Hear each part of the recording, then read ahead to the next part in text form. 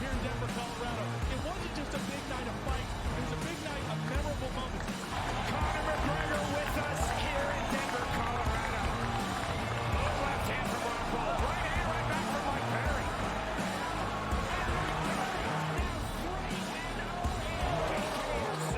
Can I get a face-off with Conor McGregor, man? It's an incredible setup here, incredible matchmaking, incredible storytelling. Oh, you had to come here. All these fighters that step in here are warriors, and all have my respect. And I'm into this game, yeah. We'll be into this, yeah. And we are live here in the Maverick Center here in Salt Lake City. What a night. It is going to be historic indeed for BKFC 56. Whoever's the king of violence right here, this is going to be a great fight. Early on the top, right hand from Mike Perry. Who's the king of violence? I am! Combat fighting in its purest form, bare knuckle fighting in the city of angels.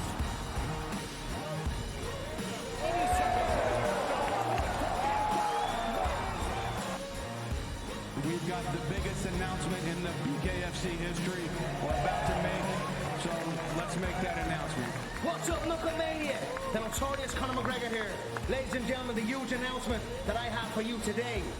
Conor McGregor, myself, and McGregor Sports and Entertainment is now an owner of Bare Knuckle Fighting Championship. Welcome to the big leagues. David Feldman, baby, we did it. He's now an owner of BKFC with us, and we're going to take this motherfucking thing all.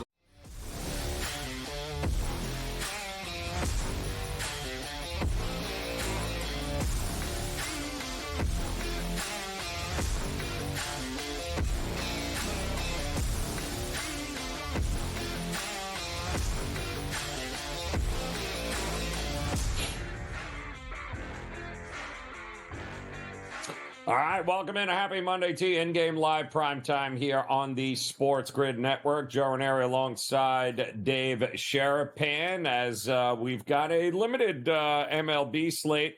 Handful of games playing right now. We've got a bunch getting ready to get started, including Kansas City and the Boston Red Sox. You got Houston and Texas warming up. And Minnesota and the Cubs will get going. We've got a couple of games next hour, too. We'll talk about plenty of Olympic action that took place today, including I'll give you 3 guesses as to who got another medal.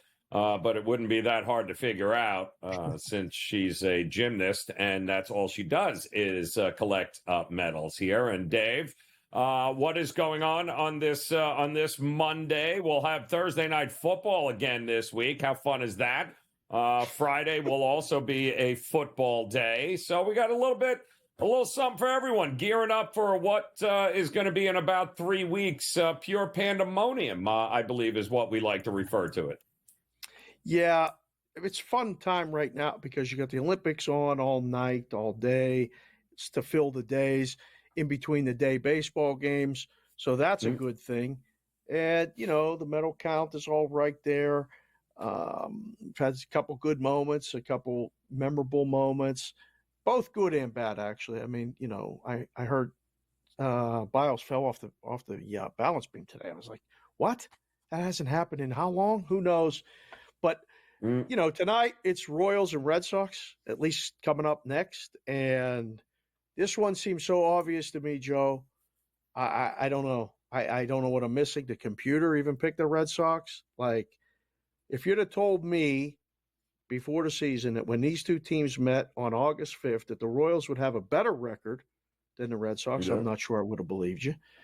But you got Singer and Paxton. And this is a play as much against Paxton as it is on the Royals, who are 36 and 22 at home. So I like Singer. I like Royals. What about you?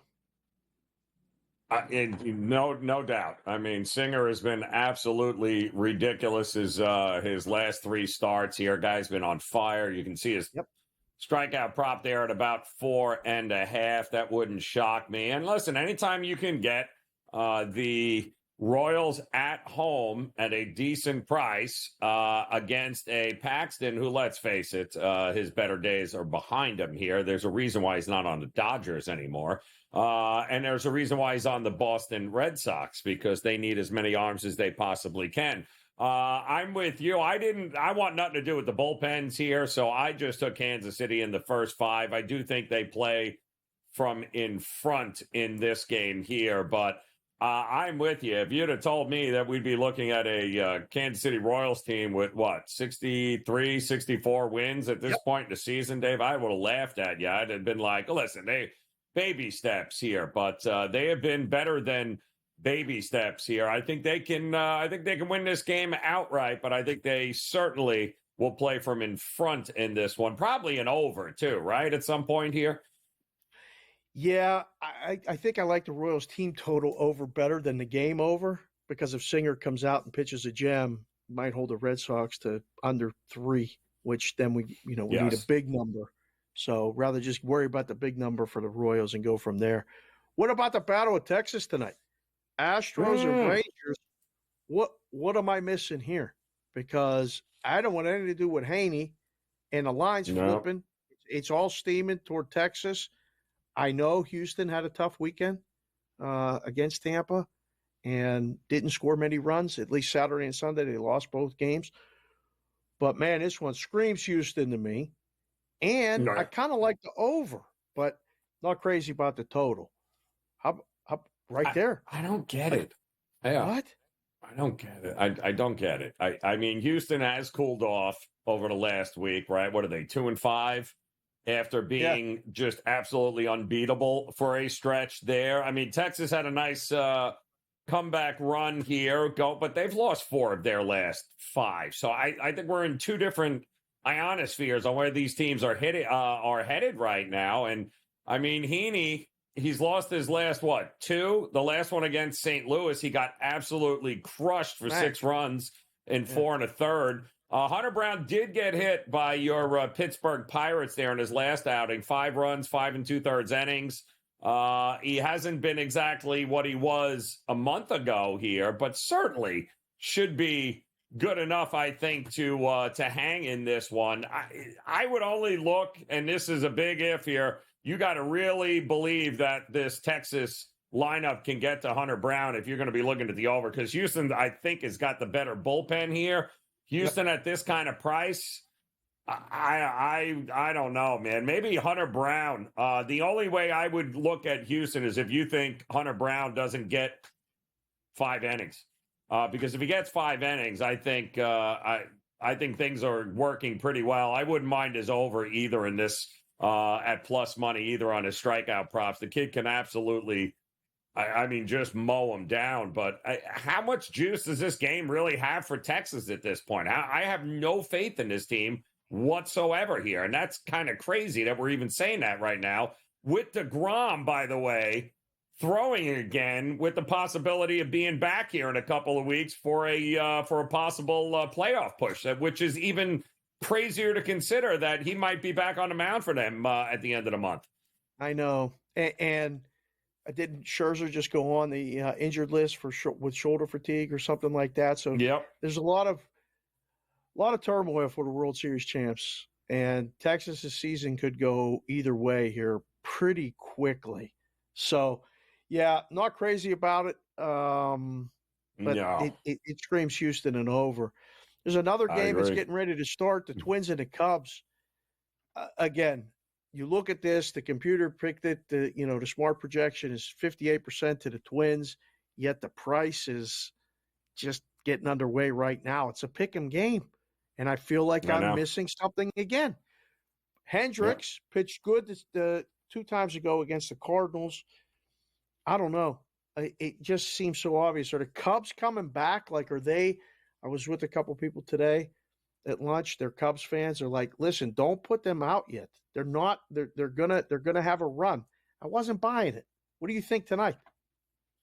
I took the under because the usual wind is double digits blowing in at Wrigley here, and I don't know what to do with Hendricks. I have faded him a lot. And the last 2 or 3 times out, in fact, he is once again proven, I guess he's got a little something left in the tank, because he's actually kept the Cubs in the games here. I'm with you. This was one of the more baffling lines of the night here, Dave. I went with the total just because I thought it was a tick high if the wind is going to be blowing in there at Wrigley here tonight.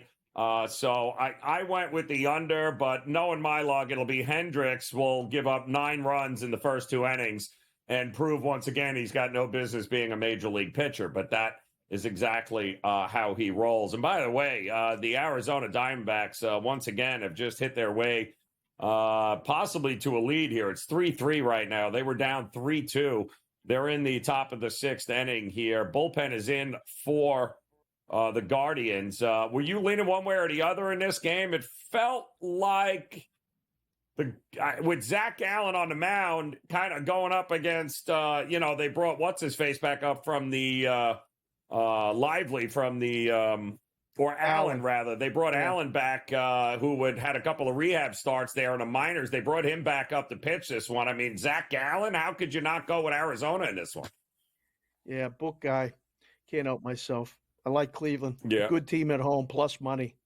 Will happen maybe once or twice the rest of the season. So I like Cleveland. I'm on Cleveland. I'm sweating it. It might have been an anger bet after the Diamondbacks came back and beat Skeens yesterday. I'm still mad about it. Which was disgusting on so many levels. We'll get you ready for all of these games when we get back here in Game Live Prime Time on a Monday here on the Grid.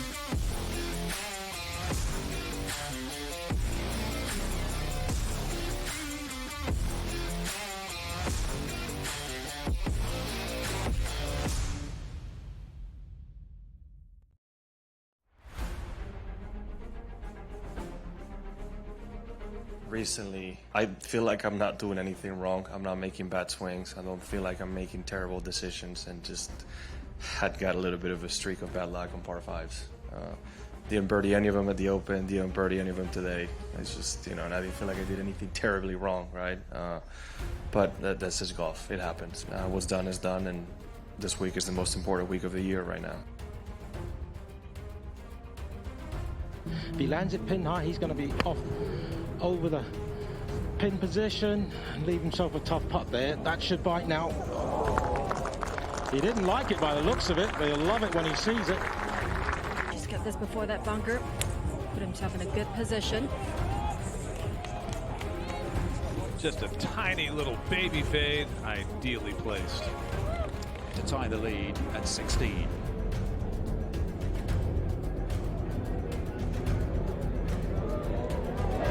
Playing well, isn't he, John Rahm? And OMG, what a championship Sunday we just witnessed.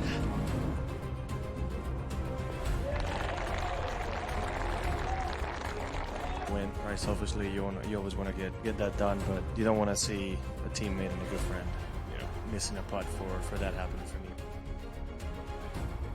The Live Golf League delivers every single event, doesn't it? I mean, what an incredible finish there. You know what, Tyrrell Hatton, I feel for him. He's been playing beautiful golf. In fact, since Miami, he's been the best player in our league based on the strokes gained metric. I'm really happy that I had my first Live Golf win. Now that Kelly and the kids are watching, just knowing that I'm bringing the trophy home for them, it feels good to say that it's coming home.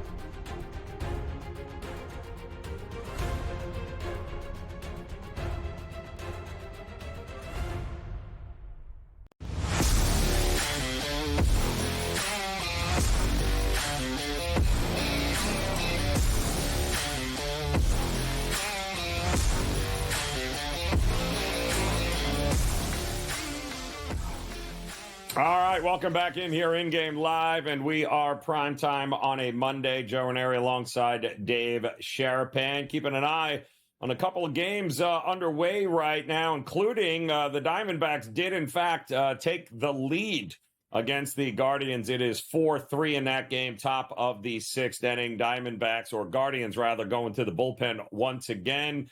Going to the bullpen are the Giants in the bottom of the 6th, as the Nats are threatening here. 1st and 3rd, 2 out. They have bounced Webb out of the game. The bullpen of the Giants is coming in. It's still a 4-1 Giants lead there. This was, I believe, Dave, a fade Patrick Corbin day. Were you on that fade Corbin day? Because, well, I mean, he only gave up 4 runs. I mean, it's not like he got absolutely mauled like he did last time out. But looks like the Nats are threatening here in the bottom of the 6th. No Webb gives you a pretty good shot of getting back into it.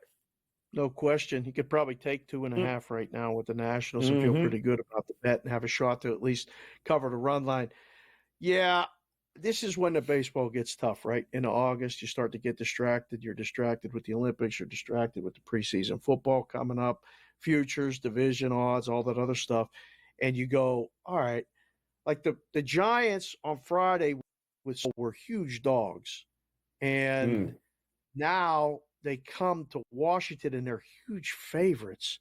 And the lines don't make sense. A lot of times you'll look as a baseball bettor and you'll be like, listen, I've been watching this and betting this all season. That doesn't make sense.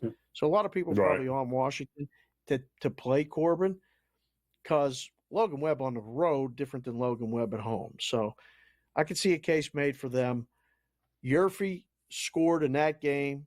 There was a run scored in the first inning. There was a run scored in the first inning of the Reds and the Marlins. Another blowout game. At least we got competitive games. And, with Arizona and Cleveland. And then I think the rest of the slate will be pretty good, depending on – we have a total dichotomy with the late games tonight, right?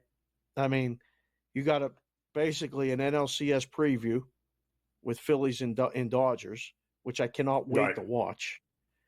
And then you have an absolute, historical, but a historically bad situation with Oakland and the White Sox, losers of 20 games in a row. In Oakland, Joe, when you looked at that line, did you go, wait a second, is that right? Are they minus what? Because I saw it last night and I thought, all right, that's as high as it's going to go. It's minus 200 right now, Joe. Yep. I mean, listen, but the pure definition of a do not catch a falling knife, and that is exactly what you would be catching if you back the White Sox. Even no, they're playing the Athletics, but how many more games do the Athletics have to win, Dave? I mean, there's levels to how bad these teams blow. And the White Sox are like 3 levels below everybody else here right now. I mean, yes, we knew the Athletics were going to be bad, but at least they're competitive. The White Sox are not even competitive. And the only way I would look at this game is via team totals. If you're looking to go, if you think the White Sox can keep this thing close, if you think the offense is somehow going to, manufacture runs, then you can probably get a pretty good price on their team total and just go over. But trusting that bullpen to close anything out in a close game late against a team who does nothing but hit home runs and score runs that way, I want nothing to do with that. But if you think the White Sox are going to make it competitive, go with the team total. Why not? I don't think they're going to win this game, but I ain't laying that with the Athletics either. No, there's a lot of pain involved in that one. This is a really interesting bet.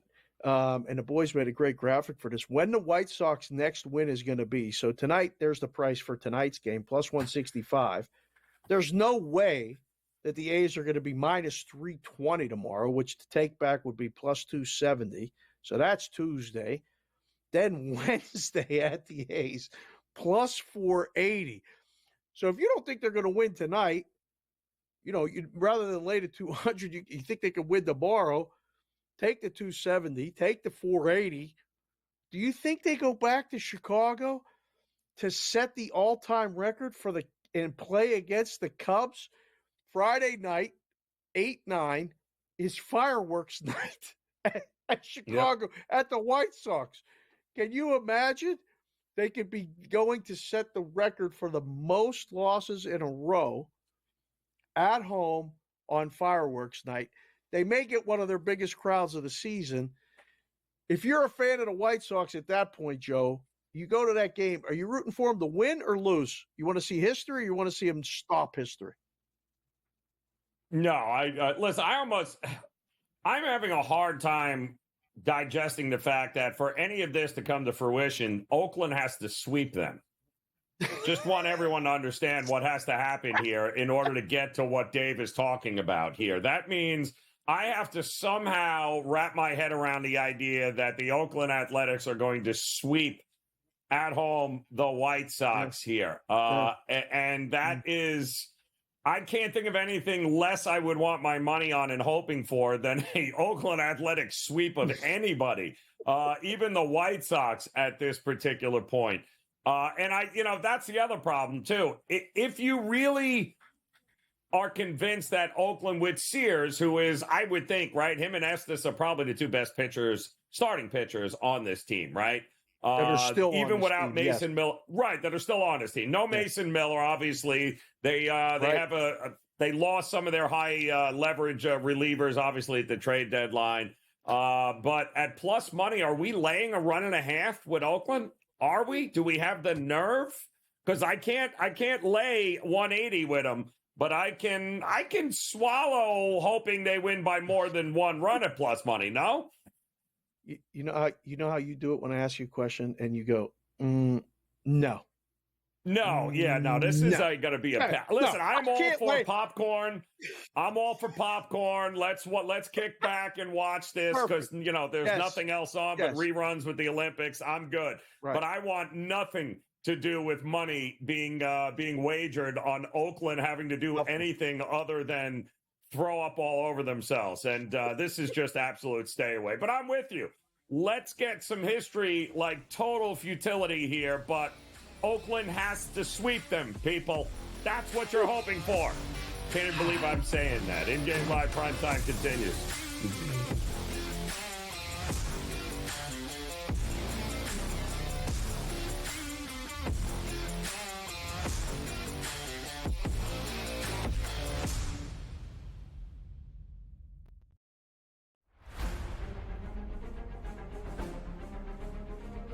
Recently, I feel like I'm not doing anything wrong. I'm not making bad swings. I don't feel like I'm making terrible decisions, and just had got a little bit of a streak of bad luck on par fives. Didn't birdie any of them at the Open, didn't birdie any of them today. It's just, and I didn't feel like I did anything terribly wrong, right? But that's just golf. It happens. What's done is done, and this week is the most important week of the year right now. If he lands it pin high, he's going to be off over the pin position and leave himself a tough putt there. That should bite now. He didn't like it by the looks of it, but he'll love it when he sees it. Just get this before that bunker. Put himself in a good position. Just a tiny little baby fade, ideally placed. To tie the lead at 16.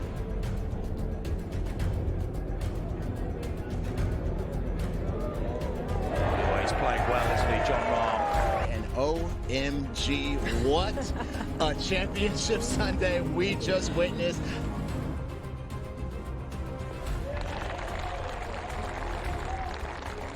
Win, right? Selfishly, you always want to get that done, but you don't want to see a teammate and a good friend missing a putt for that happening for me.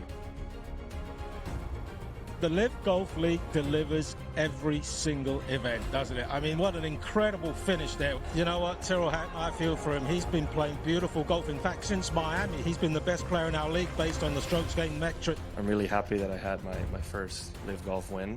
Now that Kelly and the kids are watching, just knowing that I'm bringing the trophy home for them, it feels good to say that it's coming home.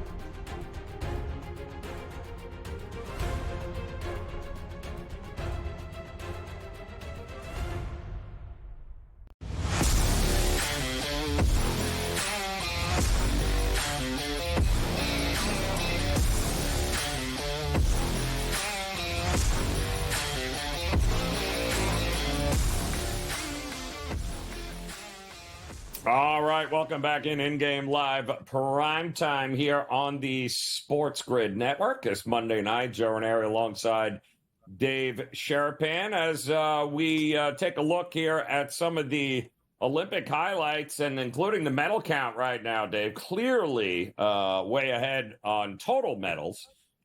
China, however, does have us in the gold medal department, but let's not forget we still have both men and women's basketball coming up here, and I think we all know exactly how that is going to work out. It was also one of those gold medals that the U.S. got came from one of the most unlikeliest places, although I have no idea, lesson learned, the idea that nobody was giving the number one golfer in the world a chance to win a gold on a Sunday. Shame on all of us for thinking that Scottie Scheffler was not going to be in contention or have an opportunity to win.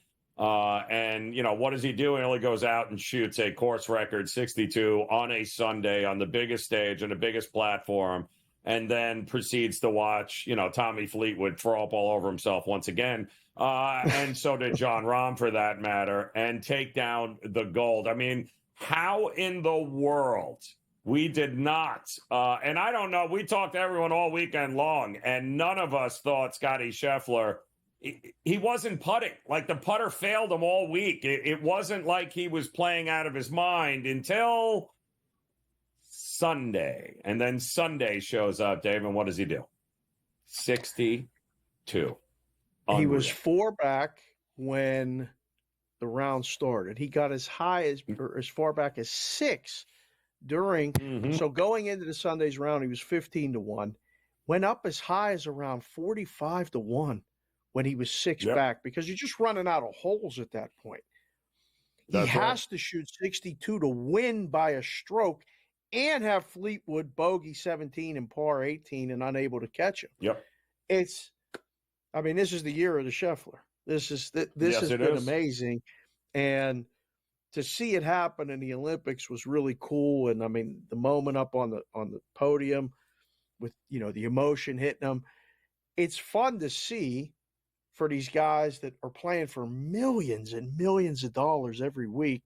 And this one was no cash, but a gold medal. That was a hell of a moment. And, you know, it was very early in the morning out west. I was starting to get texts like, he's coming back. I'm like, what? What do you mean he's coming back? And now it's funny because this used to happen when Tiger was doing it. You don't even ask who it is. He's coming back means it's Scheffler.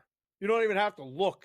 So, speaking of not looking, Cleveland, 5, Diamondback, 4, base hit. Here we go. They left Gowan in too long. This is good. I hope Cleveland scores 3 more. That's the problem, Dave, is Tiger Woods would never, within 4 shots on a Sunday, you would never get Tiger Woods at 15-1.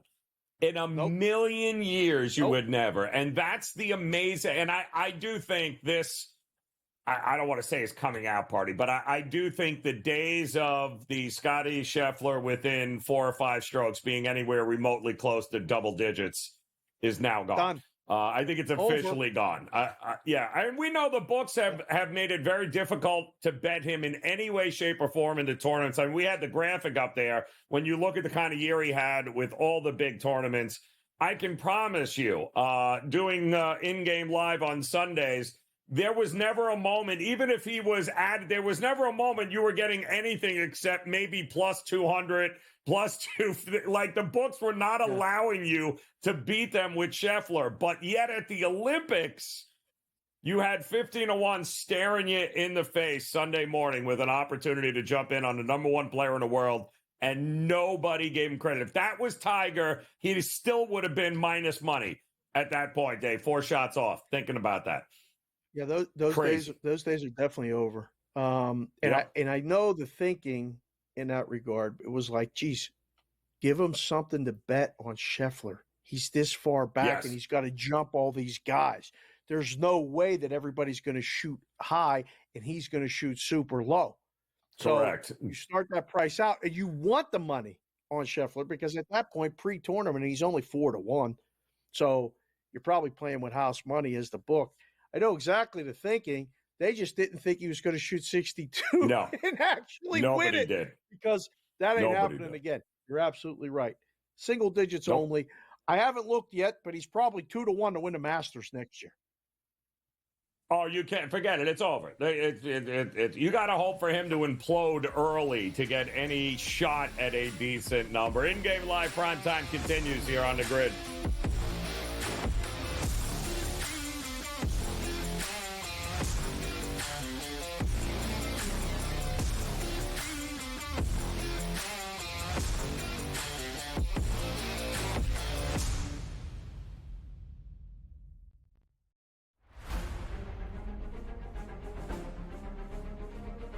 recently, I feel like I'm not doing anything wrong. I'm not making bad swings. I don't feel like I'm making terrible decisions, and just had got a little bit of a streak of bad luck on par fives.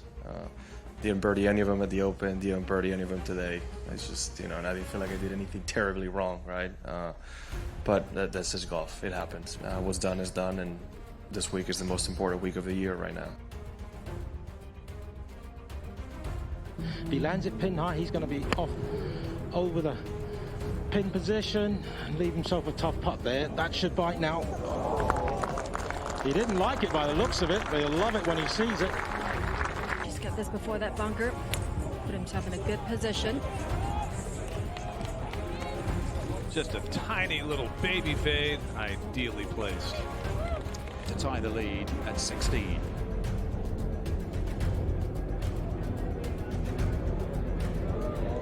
Oh, he's playing well, isn't he, John Rahm? And OMG, what a championship Sunday we just witnessed.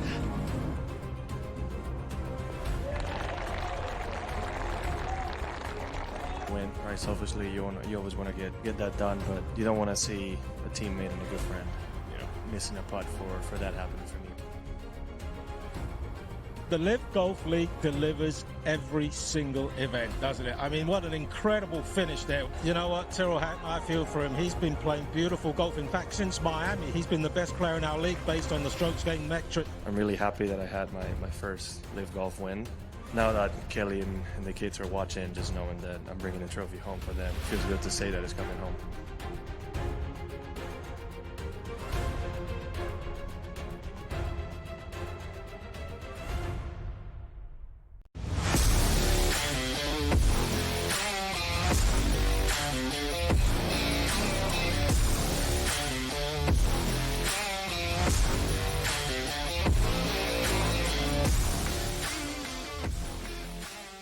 All right, welcome back in here in Game Live, and we are prime time on a Monday. Joe Raineri alongside Dave Sharapan. We welcome in Sean Manaya's nephew here, George Kurtz, ready to roll today here. I don't know what you got in those jeans there, Kurtz, that Manaya keeps throwing these gems for the Mets, striking out 10 today and beating the Cardinals, but I will say this, and tell me if I'm wrong here, Kurtz. The Sunday night to Monday early start jinx is very much alive and well here, and the Cardinals proved it once again here today. But are you buying the Mets yet? I'm curious. Are you buying them?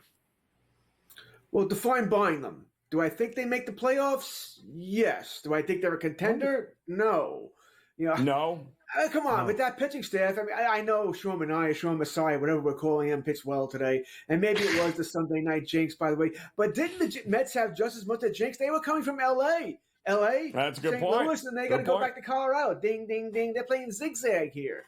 So it is what it is. But that's my way of saying, I was on St. Louis today. Okay, so that certainly didn't start the day off well. Yeah. That happens. Look, the Yankees are off tonight, so you got to look at some other games, and there's a couple other games. Would you rather go to the good? Like, do you want the good news or the bad news first? Do you want to talk about a game that could be an NLCS preview, or would you rather lay a ridiculous price with the Oakland A's tonight against the White Sox, George? Which would you like to address first, sir? I guess we'll be the pessimists tonight. They're the bad side. White Sox and A's, man. You realize, I'm sorry, it's simple math, by the way. But if the White Sox win 50% of their games from here on out, 50%, they still lose 111 games. And here's a newsflash. They ain't winning 50%, by the way, okay? Nope. That's not happening. This is an all-time bad team. We're talking, 120, 125 losses? We haven't seen this. Yeah. This is just god-awful. The A's aren't a good team, but they're not horrific, right? They're somewhat entertaining, actually. They hit a lot of home runs here. Still, I can't lay that. I couldn't find a parlay I liked. So, hey, we're taking the A's on the run line, all right? We're going to keep betting against the White Sox. I mean, if you're betting on them, God bless you, man. Hey, my best to you, but I can't do that. I'm not betting on the A's. I'm going to keep betting against them. And I'll give you this. I don't think the losing streak will reach 23. So I do think the Sox will win one of these 3 games, but not tonight. Thank you. Kurtz, that's what I'm saying. This is all fun and games, but you're asking Oakland to sweep the White Sox. That is a huge, that's even a bigger ask than asking Chicago to lose 23 straight. I mean, it's harder to wrap my head around than anything here. But you do have an interesting one here tonight with LA and Philadelphia. You got Nola going up against Glass now. Great pitchers battle here. I don't necessarily love the spot here for LA either, but at least Philadelphia picked up the win yesterday. Now they're going to try to build off some momentum here. Am I crazy? I don't trust Glass now. I don't trust the Dodgers right now. There's just something about the Dodgers that feels off. And did Philadelphia get it out of their system here now? And are they about to rattle off a whole lot of wins in your mind, Kurtz? I think Philadelphia just went through a lull. Right? Okay, it happens to every baseball team. It's a long season. They went through their lull. All right. I mean, they should have won the game. Was it Friday night when they choked up a 5-run lead? I think it was Friday or Saturday. One of those games that should have broken the streak there. All right. Now tonight you're playing with Dodgers. Now you mentioned you don't trust Glass now, and I can't blame you for that. But are you trying to tell me that you trust Nola? I don't trust Nola. All right, he scares me too. As far as I don't know what kind of start I'm going to get from him. Now the Dodgers did receive some good news today, and listen, it's really good news for everybody. Freddie Freeman, his son Maximus, is out of the hospital there, so that's great news for the Freemans here. So Freddie is back with the team. I am actually checking the lineup now. When I looked earlier, the lineup wasn't posted yet. I want to see if Freeman's back in. He is. He's back in the lineup. I'm batting third tonight. I think this could give the Dodgers a nice emotional lift. All right, nice emotional. Freeman's back. Everything's fine in the Freeman's life here. So I think it's going to give them a nice emotional lift. I'm going to take the minus 136. All right, so I'm going to go with the Dodgers. I actually already went with them here. I don't feel great about it, mind you, but it's just that I like Glass now. I understand where your trust issues come from, but I do have trust issues with Nola. If this was Zach Wheeler on the mound, I'm probably not touching this game. But with Aaron Nola, I think the Dodgers can get to it. I think they're feeling good about themselves. Everything's good with Freeman. A nice emotional lift. Give me with the Dodgers. Is any part of the handicap come into play for you in this game with the fact that the Phillies swept them in Philly and they come back and play here? Because a lot of people will go, oh, well, they swept them in Philly, so the Dodgers are automatically going to take 2 or 3. Sometimes it doesn't always work out like that.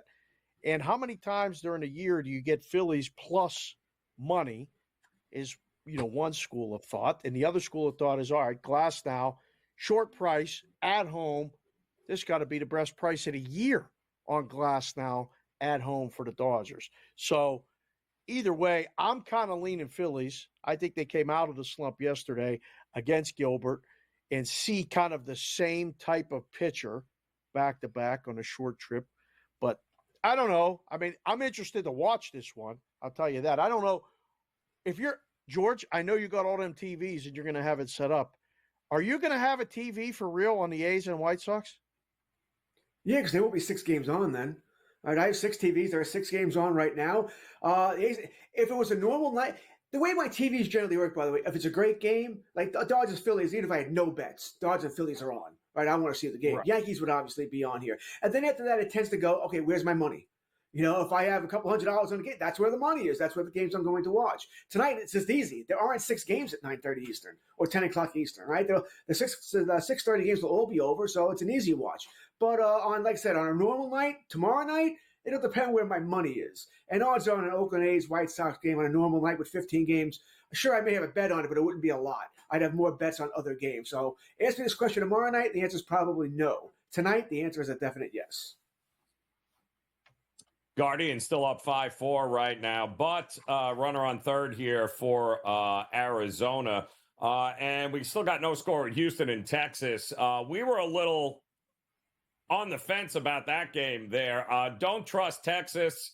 Houston obviously has had a little bit of a rough stretch after being red hot. Were you leaning one way or another in Houston and Texas in this one? Yeah, I went with Houston. Texas is just one of those teams. You just don't know if the offense is going to show up. I like the pitching matchup better for the Astros than I did Texas. And it always hurts to bet the Astros because there's probably a team. I hate the Astros more than I hate the Red Sox or the Mets for that matter, for obvious reasons here. But it always hurts to bet them here. I also played an anytime home run for Bregman. I was Bregman, Altuve. I chose Bregman here, which means Altuve probably hits one. He may be the player I hate most in the Major League Baseball, by the way. Why? Yeah, so small play, nothing drastic. Why? Because he was wearing a buzzer, Dave. All right, he was wearing a buzzer. I don't want to hear it. Oh, my wife didn't want me to take off my shirt. Let's get out of here. At least come up with a better excuse for crying out loud. No, buzzer. Oof. Who hurt? Okay. Who hurt George Kurtz? My goodness. Wow. My family left today, man. I am alone here. I am alone for 3.5 weeks now. Well, that explains it.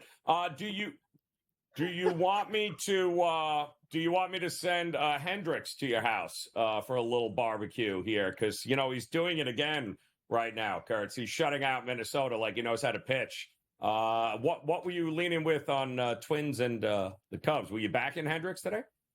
You already know what I was. This is why you brought it up, right? Because you know I'm betting against Hendricks. We talk about it every damn time, and I still do it every damn time. And it's my fault now. All right, it's just my fault. Yep. Right, when you keep doing the same thing over and over again, and you keep losing, moron, stop. If you invite Hendricks over, I'm going to throw him on the barbecue, right on the Weber grill, man. It's a big grill, no problem. We'll fit him in there, close the thing, and turn the heat on. My goodness, Dave. I know, a little Hendricks BBQ. I love it there. All right, George, listen, he'll be there in an hour as soon as the Cubs beat the Twins. In the meantime, enjoy the rest of your night, man. Enjoy the house all to yourselves as in-game live primetime continues here on the grid.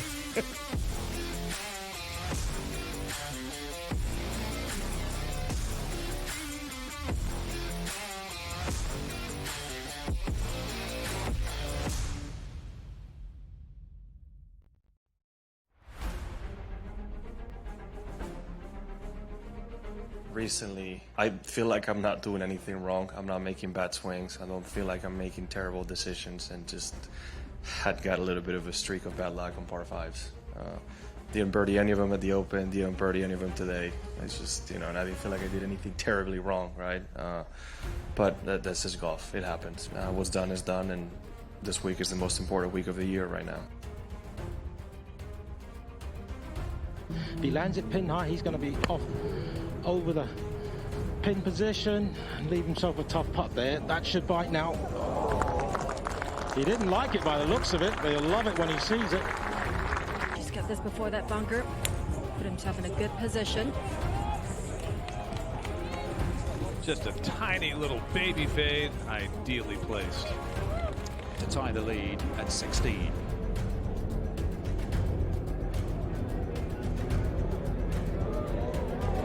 Playing well, isn't he, John Rahm? And OMG, what a championship Sunday we just witnessed.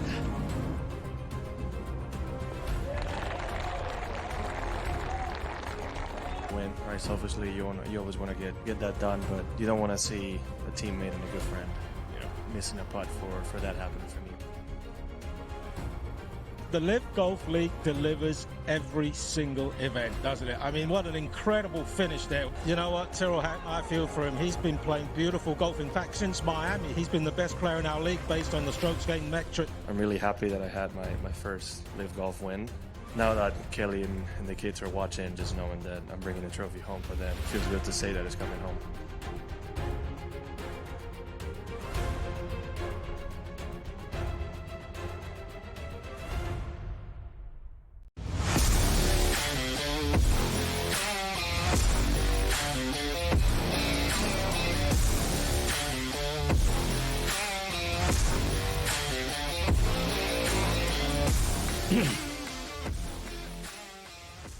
All right, welcome back in here, in-game live, prime time. Interesting happenings here at Progressive as the Guardians are up 5-4 over the Diamondbacks, but we're in the bottom of the seventh.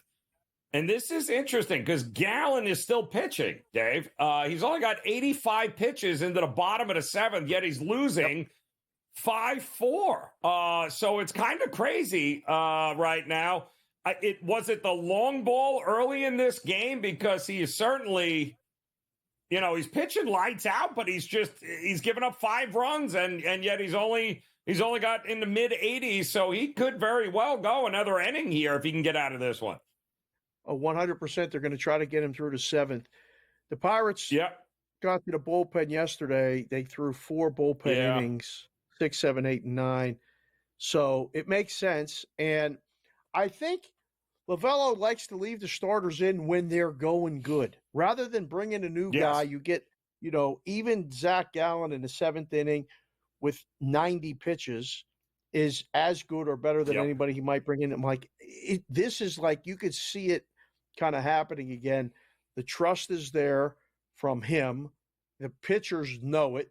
They want to keep the ball. They want to get another inning out of it. So, yeah, I mean, he's 0-2, 2 out. He's ahead in the count. Now, if they get a base hit, which they just did, they might take him out, but I think they want him to finish the inning. So, two different schools of thought. There's other teams that just jump and, change the pitcher right away. But, I mean, starters, you look at the Cy Young, Sale goes deep in games, Wheeler goes deep in games. Skeens got work yesterday. They really made him pitch. Yeah. And it was excessively humid in Pittsburgh yesterday. So he came out in the 6th inning with runners on, and they were surrendered in. But, I mean, look at that list. I don't know. We'll continue to talk about the Cy Young as the season progresses. But Wheeler made his case yesterday on the road in Seattle. They needed a win. 6 games in a row, longest losing streak of the season, and he does what an ace does. I don't think he's out of it at all. I would love to see Skeens win it, but man, if the Pirates bullpen is going to blow games like that and stats, and he's not going to get wins when he should, I don't know if he can win it. Joe, I mean, like, look at those 3. Which horse do you want in that? You want Sale, Wheeler, or Skeens right now? Yeah, that's the problem. That's it's tough. I think the next month is what it's going to be all about, Dave. I think the next month's going to tell us who's going to take this. I can't sleep on Dylan Cease either.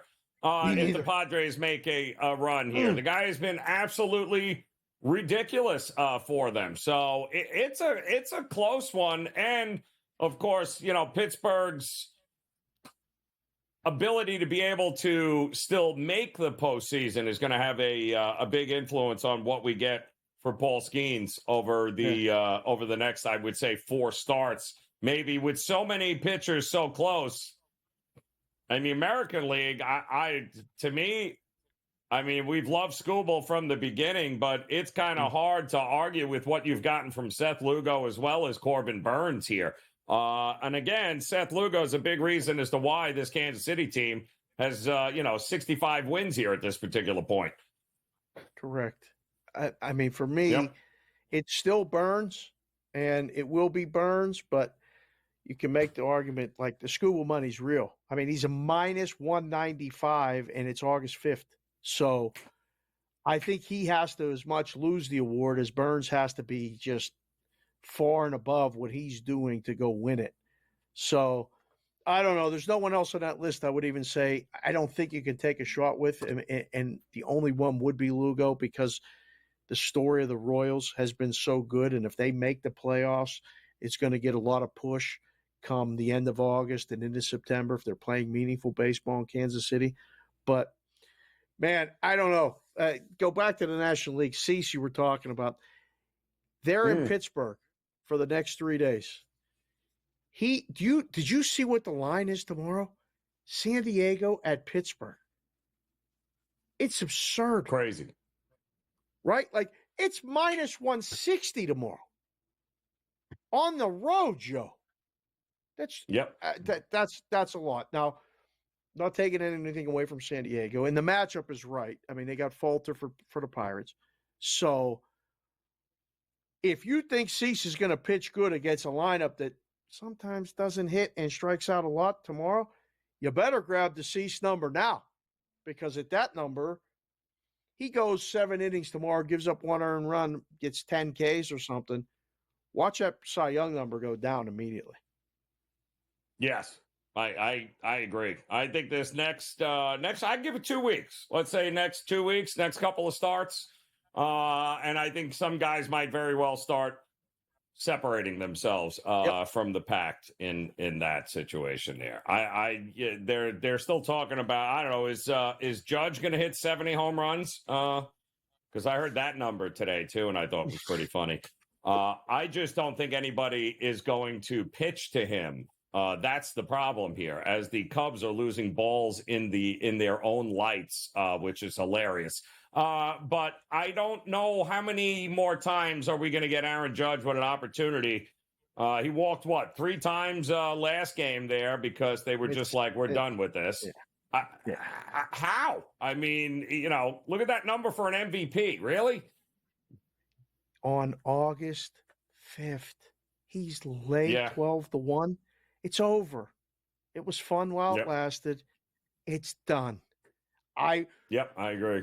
I'm not saying if he gets hurt right now that he still wins it, but man, that sure looks like it. This is a wrap. It This does. has been a fun year for Yankee fans, and he's clearly he's the best hitter in baseball. He's hitting homers, he's hitting ribbies, he's doing the thing. Now, when you look at the National League MVP, okay, it's the same thing.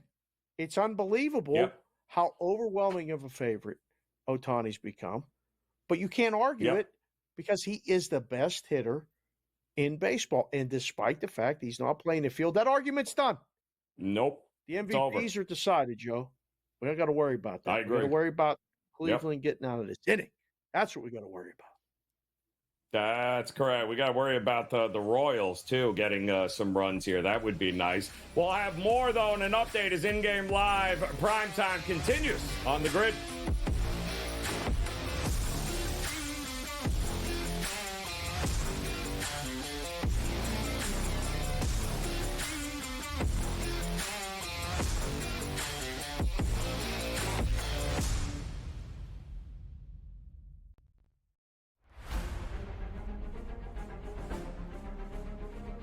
Recently, I feel like I'm not doing anything wrong. I'm not making bad swings. I don't feel like I'm making terrible decisions, and just had got a little bit of a streak of bad luck on par fives. Didn't birdie any of them at the Open, didn't birdie any of them today. It's just, and I didn't feel like I did anything terribly wrong, right? But that's just golf. It happens. What's done is done, and this week is the most important week of the year right now. If he lands it pin high, he's going to be off over the pin position and leave himself a tough putt there. That should bite now. He didn't like it by the looks of it, but he'll love it when he sees it. Just got this before that bunker. Put himself in a good position. Just a tiny little baby fade, ideally placed. To tie the lead at 16.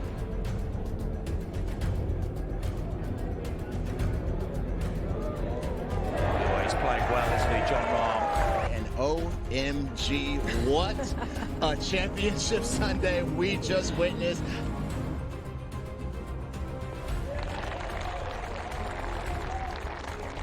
Win, right? Selfishly, you always want to get that done, but you don't want to see a teammate and a good friend missing a putt for that happening for me.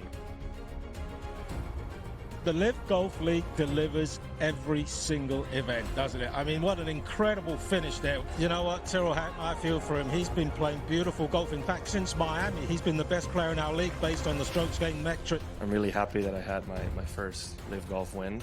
Now that Kelly and the kids are watching, just knowing that I'm bringing the trophy home for them, it feels good to say that it's coming home.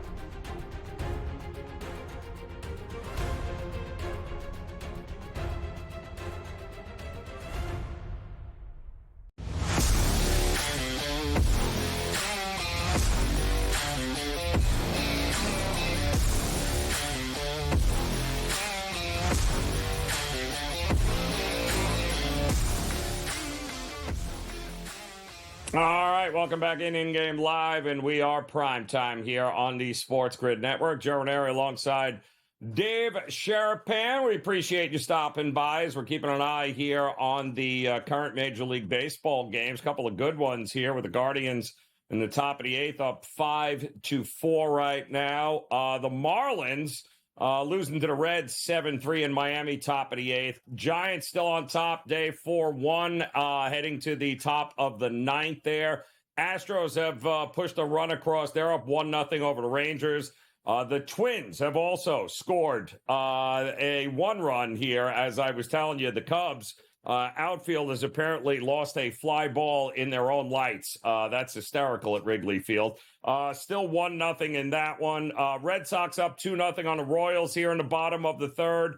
And we await here in just about 50 minutes or so the start of the White Sox and the Athletics, which is laughable on so many levels. And thank goodness we have Philadelphia and the Dodgers to round it all out here tonight. But I am a little shocked here with the inability of the Royals to get to James Paxton. I'm a little shocked here. A fly ball pitcher, wind is blowing out at Kaufman. I don't know what we're waiting for here. Like, let's go, Royals. Time to get back on the board here. It's fine. Let's go through the order once, if nothing else. Second time through the order, hopefully stays in the game. Get a big fly, something. Does Witt have a hit yet? He does not. Let's see. That was one that Sammy was on earlier. He's 0 for 1, so he does not have a hit yet. He has him to get a hit. Jock Peterson is up right now for the Diamondbacks. If you think the Diamondbacks are going to come back, you should probably bet them right now. He has been smoking hot. Hit that 3-run homer yesterday against the Pirates after a couple walks. I like my chances with Cleveland to get out of this. 1 out, runner at second base, and Peterson up. But, again, if you like him, right now is the time to grab Arizona. I'm hoping it doesn't happen, Joe. I got to ask you, what else did you watch over the weekend as far as Olympics?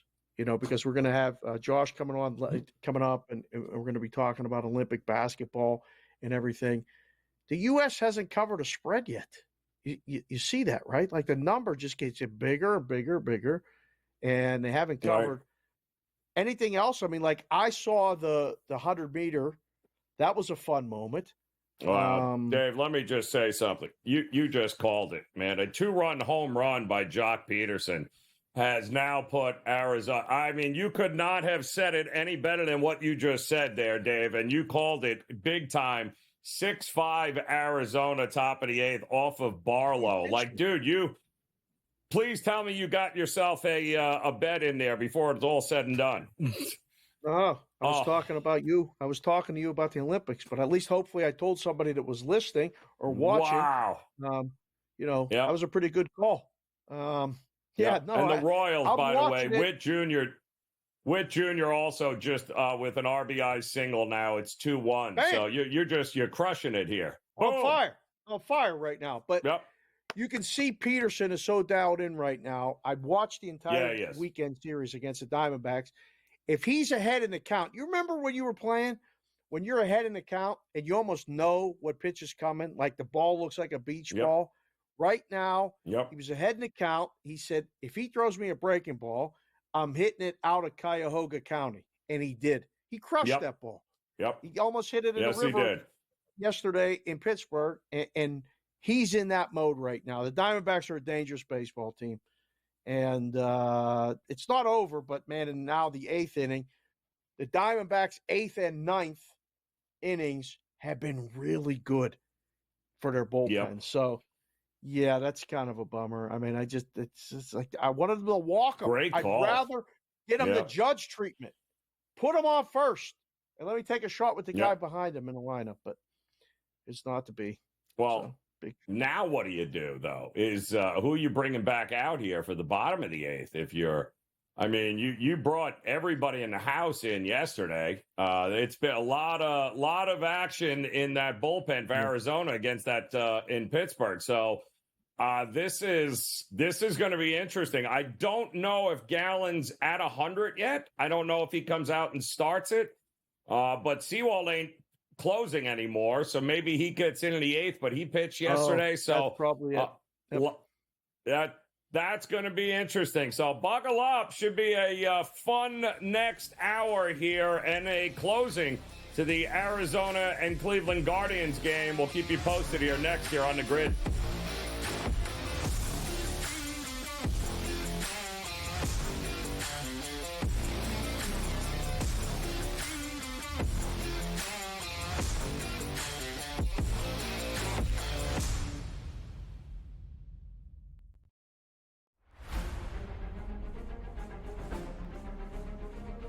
recently, I feel like I'm not doing anything wrong. I'm not making bad swings. I don't feel like I'm making terrible decisions, and just had got a little bit of a streak of bad luck on par fives. Didn't birdie any of them at the Open, didn't birdie any of them today. It's just, and I didn't feel like I did anything terribly wrong, right? But that's just golf. It happens. What's done is done, and this week is the most important week of the year right now. If he lands it pin high, he's going to be off over the pin position and leave himself a tough putt there. That should bite now. He didn't like it by the looks of it, but he'll love it when he sees it. Just got this before that bunker. Put himself in a good position. Just a tiny little baby fade, ideally placed. To tie the lead at 16.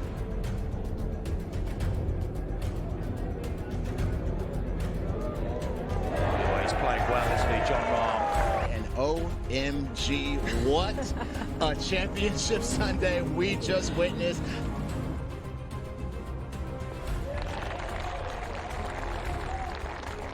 Win, right? Selfishly, you always want to get that done, but you don't want to see a teammate and a good friend missing a putt for that happening for me. The Live Golf League delivers every single event, doesn't it? I mean, what an incredible finish there. You know what, Tyrrell Hatton, I feel for him. He's been playing beautiful golf. In fact, since Miami, he's been the best player in our league based on the strokes gained metric. I'm really happy that I had my first Live Golf win. Now that Kelly and the kids are watching, just knowing that I'm bringing the trophy home for them, it feels good to say that it's coming home.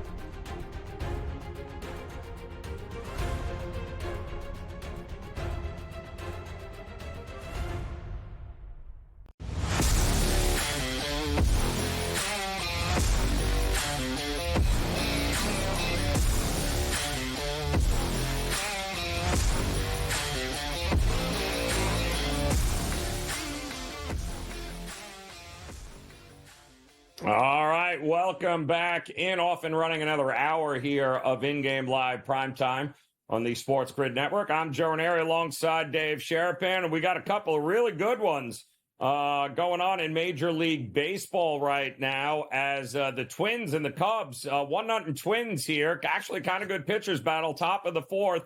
That under, Dave, looking pretty good for us here so far with the wind blowing in. If the Cubs outfielders could actually navigate their own lights in their own ballpark and catch a fly ball, we might have no score in this game.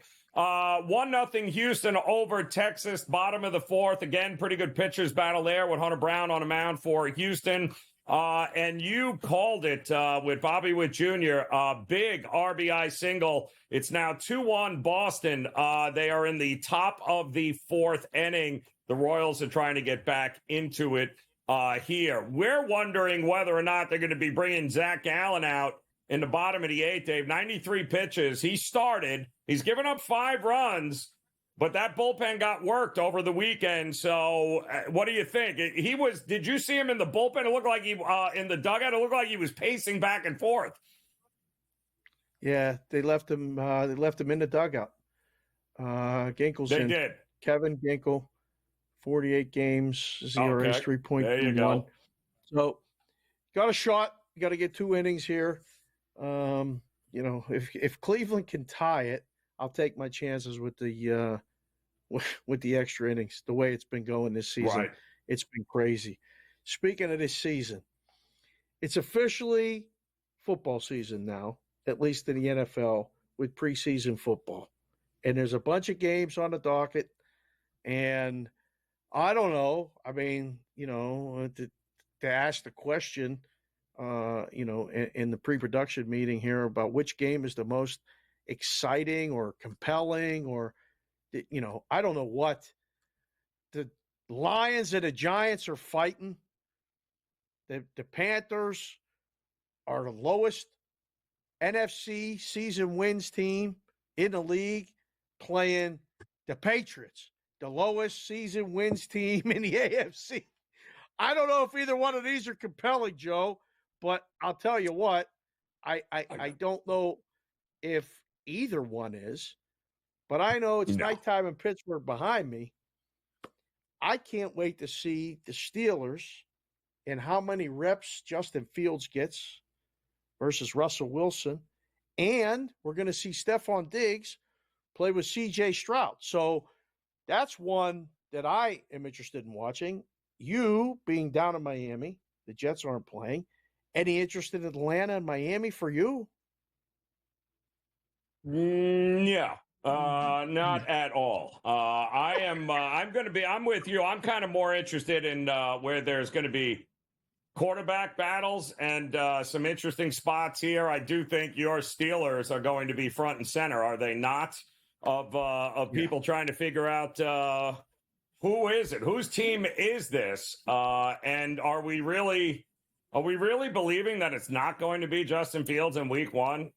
Are we really thinking Russell Wilson, this is his team here, Dave? I mean, are we hearing anything out of Pittsburgh? Are they still sticking to it's Russell Wilson's team?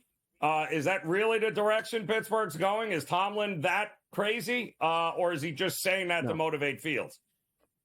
Well, it's the second week of practice, and Russell Wilson has a calf issue that he's working through right now. So Fields, they haven't even touched the quarterback yet in practice, and he's already got a calf issue. So I don't know. It seems so, again, easy to say, but there is no way that Russell Wilson is playing all 17 games for the Pittsburgh Steelers at quarterback. No. Whether he loses the job or he gets hurt. That got to be the easiest bet you could possibly make. So I don't know.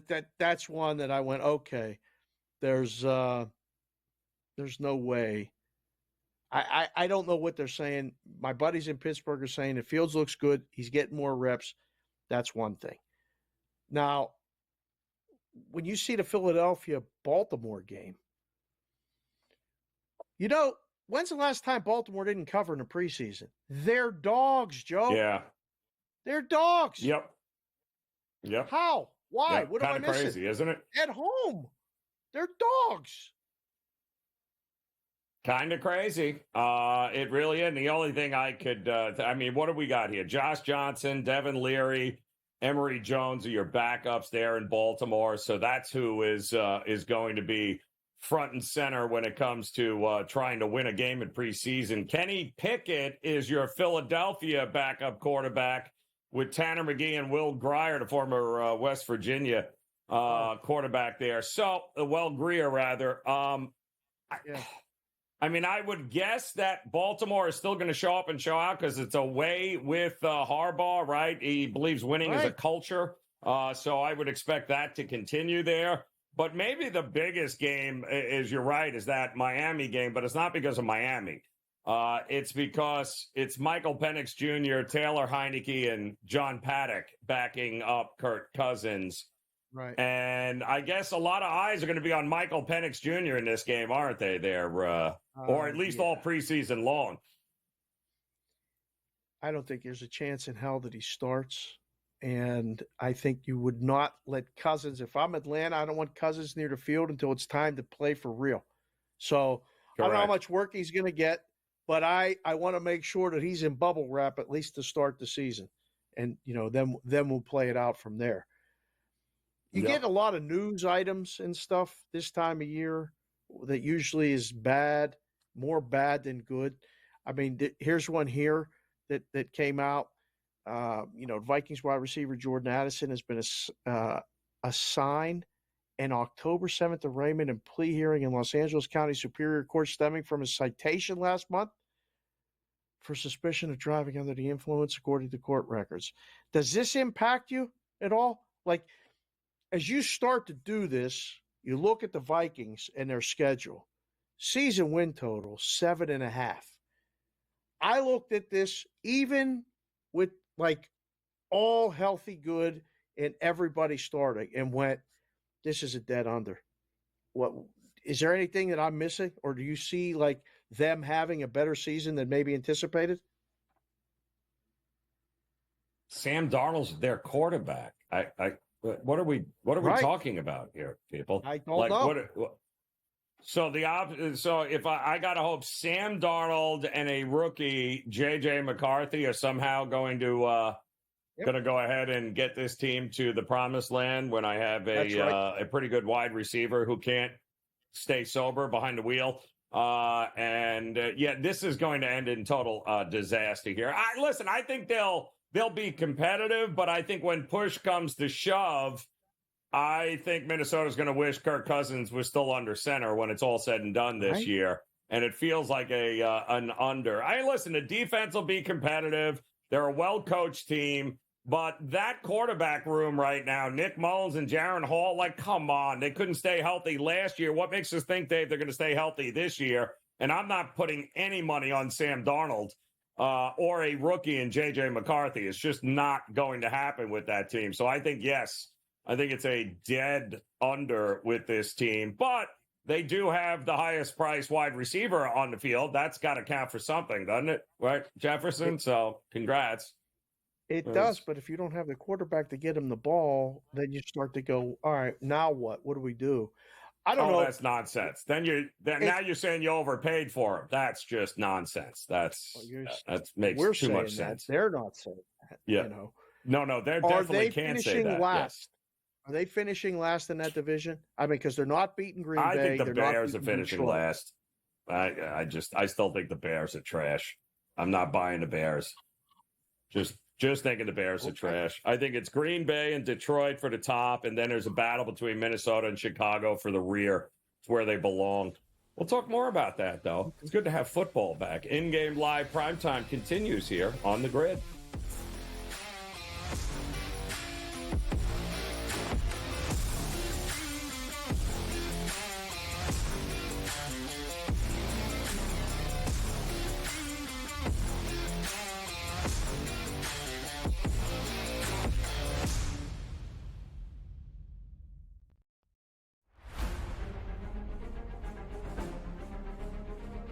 Recently, I feel like I'm not doing anything wrong. I'm not making bad swings. I don't feel like I'm making terrible decisions, and just had got a little bit of a streak of bad luck on par fives. Didn't birdie any of them at the Open, didn't birdie any of them today. It's just, and I didn't feel like I did anything terribly wrong, right? But that's just golf. It happens. What's done is done, and this week is the most important week of the year right now. If he lands it pin high, he's going to be off over the pin position and leave himself a tough putt there. That should bite now. He didn't like it by the looks of it, but he'll love it when he sees it. Just got this before that bunker. Put himself in a good position. Just a tiny little baby fade, ideally placed. To tie the lead at 16.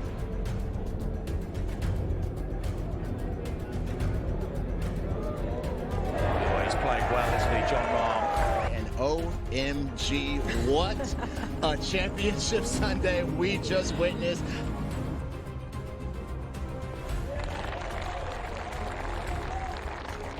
Win, right? Selfishly, you always want to get that done, but you don't want to see a teammate and a good friend missing a putt for that happening for me. The Live Golf League delivers every single event, doesn't it? I mean, what an incredible finish there. You know what, Tyrrell Hatton, I feel for him. He's been playing beautiful golf. In fact, since Miami, he's been the best player in our league based on the strokes gained metric. I'm really happy that I had my first Live Golf win. Now that Kelly and the kids are watching, just knowing that I'm bringing the trophy home for them, it feels good to say that it's coming home.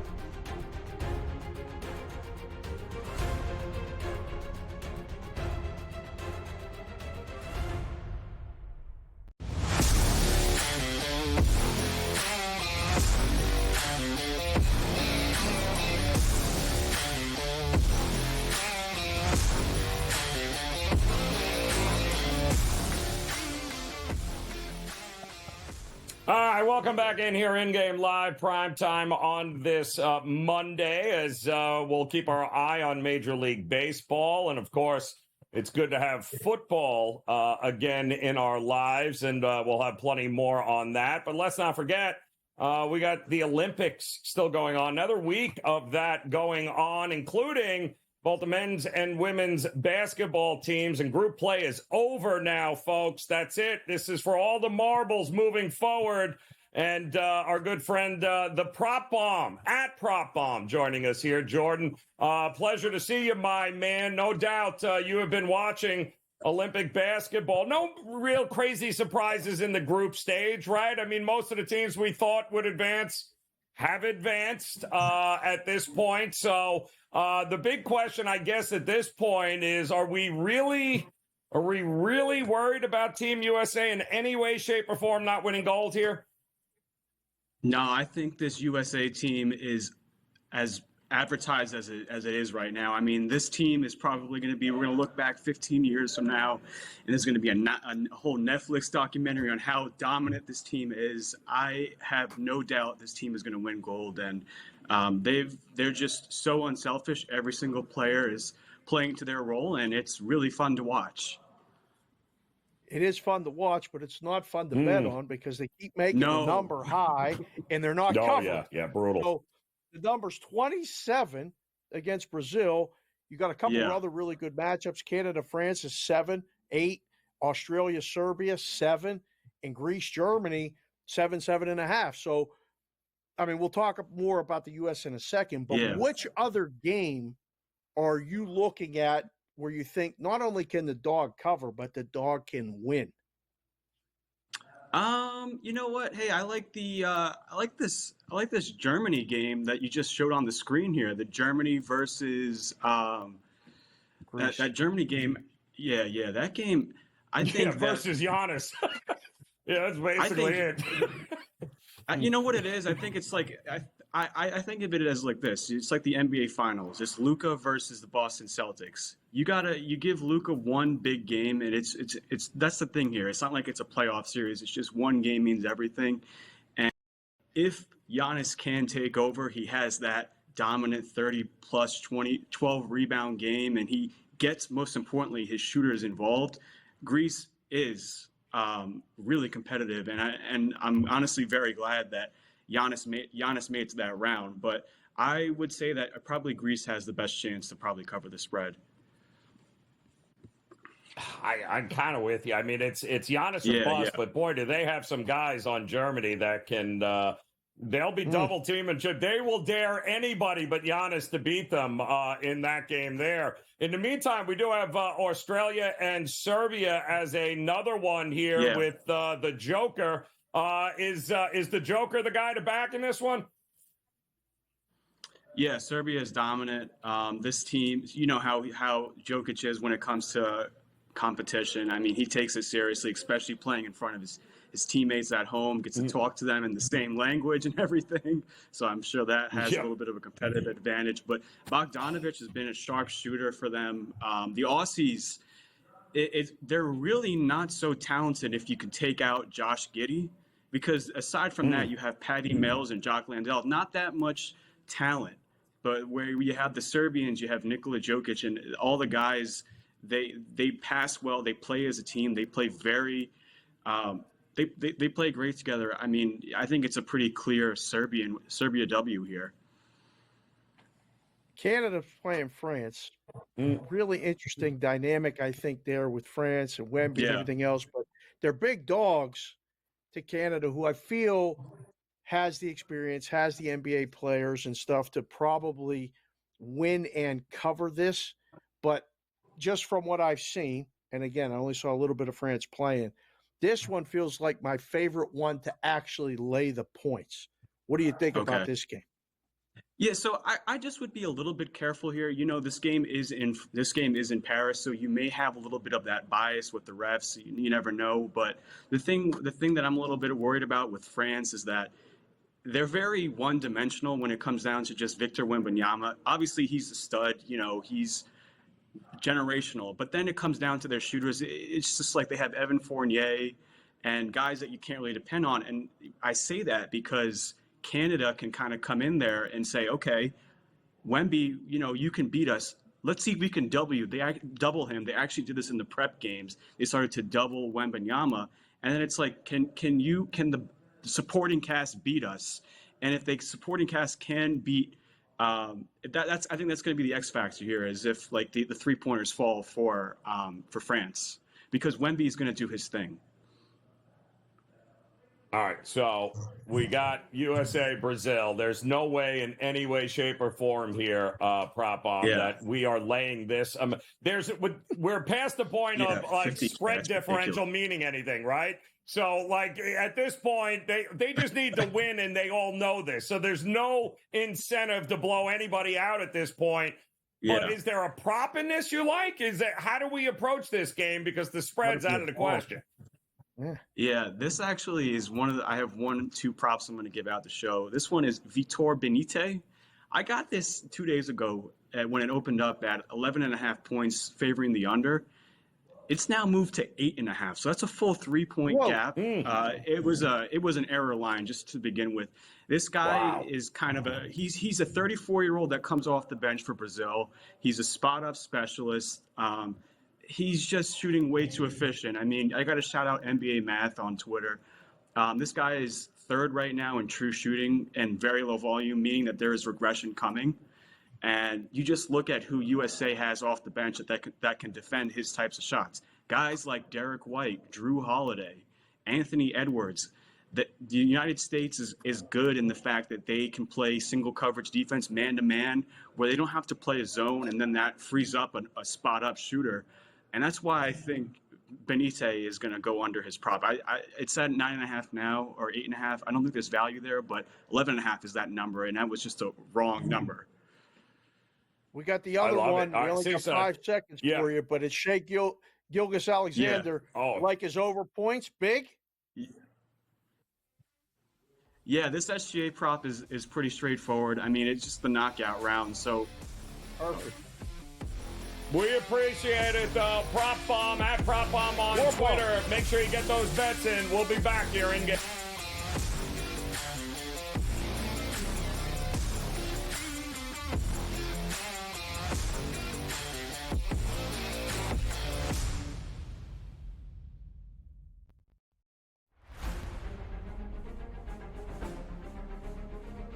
Recently, I feel like I'm not doing anything wrong. I'm not making bad swings. I don't feel like I'm making terrible decisions, and just had got a little bit of a streak of bad luck on par 5s. Didn't birdie any of them at the Open, didn't birdie any of them today. It's just, and I didn't feel like I did anything terribly wrong, right? But that's just golf. It happens. What's done is done, and this week is the most important week of the year right now. If he lands it pin high, he's going to be off over the pin position and leave himself a tough putt there. That should bite now. He didn't like it by the looks of it, but he'll love it when he sees it. Just get this before that bunker. Put himself in a good position. Just a tiny little baby fade, ideally placed. To tie the lead at 16.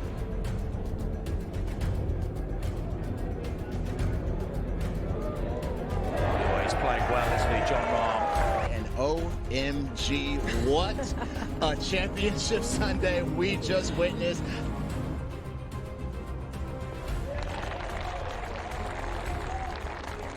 Win, right? Selfishly, you always want to get that done, but you don't want to see a teammate and a good friend missing a putt for that happening for me.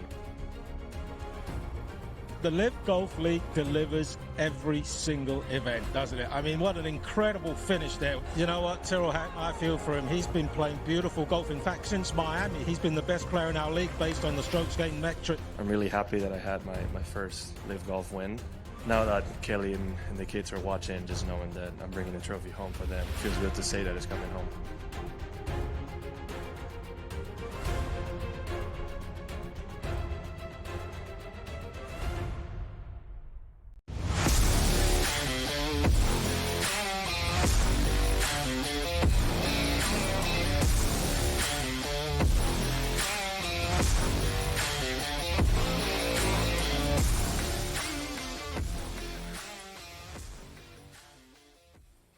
All right, welcome back in-game live, and we are PrimeTime here on a Monday. Thanks for stopping by here as we're keeping our eye on a number of Major League Baseball games, including one coming up in about 10 or 15 minutes here in Oakland. And I know you're saying, what in the world would anybody have any interest in Oakland for? Well, they're playing the White Sox, who are historically bad. And we are all hoping that the White Sox continue to lose games so they can set the all-time record for most consecutive losses, which at this point, I think the number is hovering around 23. But we do have a couple of close games also. Royals tied it up, Dave, 2-2 right now in the top of the fifth inning. Twins hit another solo home run. It is 2-0 in that one. The Guardians threatened in the bottom of the eighth, but to no avail. They couldn't get it done. Now they're up in the bottom of the ninth inning, trailing the Diamondbacks 6-5. The Reds are all over the Marlins 10-3. Giants closed out the Nats 4-1. And, of course, the Astros and Rangers, that's a pretty good game, also knotted up at 1 apiece here. Just for the record, though, we're not taking the Athletics tonight in any way, shape, or form. But we're certainly not taking the White Sox to do anything except probably lose against Sears. But I would not be, with Sears on the mound, I would not be opposed to the laying the 1.5 with the Athletics at plus money. As crazy as that may sound, with Sears on the mound, I believe Sears with this weak lineup should have some success here. I still like the Athletics bullpen minus Mason Miller. I still think they have a good shot at covering the run line here, only because it's plus money and nobody in their right mind is laying 210 with the Athletics to win anything tonight, correct? No, you can't. It's almost unbettable at that point, but a lot of times in a situation, you look to take the 1.5 with the White Sox at almost plus money or even money. There's a lot of value in that. And I use the air quotes because there's no value on the White Sox on the run line. They haven't been covering. They've been losing by more than one run. So what looks to be valuable is fool's gold. And after the events of today and the markets and everything else, like gold is very, a stable investment, supposedly. I don't know what's stable, what isn't anymore. I don't want to. The White Sox losing has been stable. It has. That's stable. Yes. Yes. The rollover thing, right? You've heard that. Have you seen that tweet that's going around? You started with $100. You have $500,000 right now, or 600,000 or something. If you just rolled it over 20 times, I think I would have taken the money at some point, like at least some of it. I would have taken half and started over. Thompson strikes out the first batter for Cleveland. 1 out. Not good. Still 6-5. The money line is off. Not just good. took it off. Plus $5 that Cleveland would win this game right before the inning started. And I was thinking, do you dive back in and take plus $5? But they got to tie it up. Oh, boy. I don't know. It's tied. Oh, off the wall. I thought he just hit a home run. But it's off the wall. And he's going to be standing on third. So runner on third. Stand-up triple here now with 1 out in the bottom of the ninth for the Guardians. And here we're live. And here comes your number one hitter, Quan, is up at the plate. So that was a terrible pitch by Thompson. Terrible miss over the plate there. Unreal. And then the outfielders of Arizona both looked at one another and said, "Oh, you want me to get the ball? Oh, I thought you were going to get them. Oh, you want me to get? All right, I'll get it." He's already standing on third base, so let me throw it in. And that's what you've got right now. Awful, just awful on so many levels. By the way, the Cubs did not score, so we still have a 2-0 game in that one. And of course, we're all getting ready for the Dodgers and the Phillies here. There's something. I don't trust the Dodgers, Dave. I don't know what it is, man. I think Philadelphia needed this lull, but I think that win last night and their ace showing up, I think they can parlay that into getting back on track. I don't have the same confidence with the Dodgers. Do you? No, it's Phillies or nothing. At least to start. It has to be. I like to see Glass now. If he's having one of those nights, right, he could go over his K-prop, strike out, game stays under, and everything's fine. It may come down to the end, win by 1, 3-2, 4-3, maybe something like that. But Glass now goes 7, gets 9 Ks. That's the problem. We'll check more into it, though, when we get back. In-game live primetime.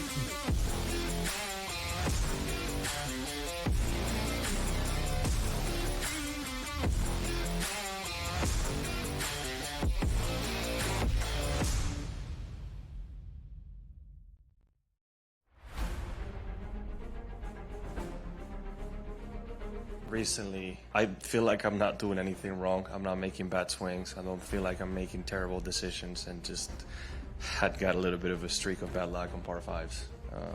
Didn't birdie any of them at the Open, didn't birdie any of them today. It's just, and I didn't feel like I did anything terribly wrong, right? But that's just golf. It happens. What's done is done, and this week is the most important week of the year right now.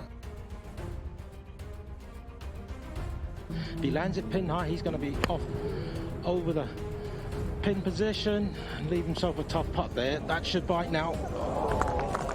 He didn't like it by the looks of it, but he'll love it when he sees it.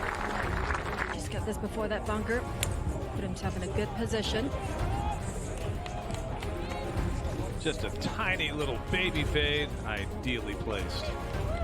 To tie the lead at 16.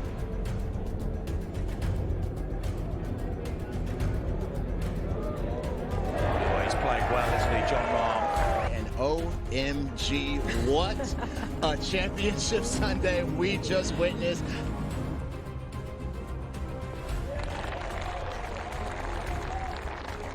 Win, right? Selfishly, you always want to get that done, but you don't want to see a teammate and a good friend missing a putt for that happening for me.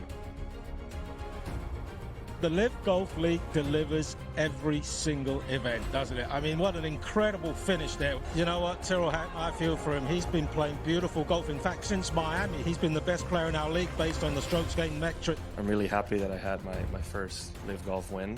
Now that Kelly and the kids are watching, just knowing that I'm bringing the trophy home for them, it feels good to say that it's coming home.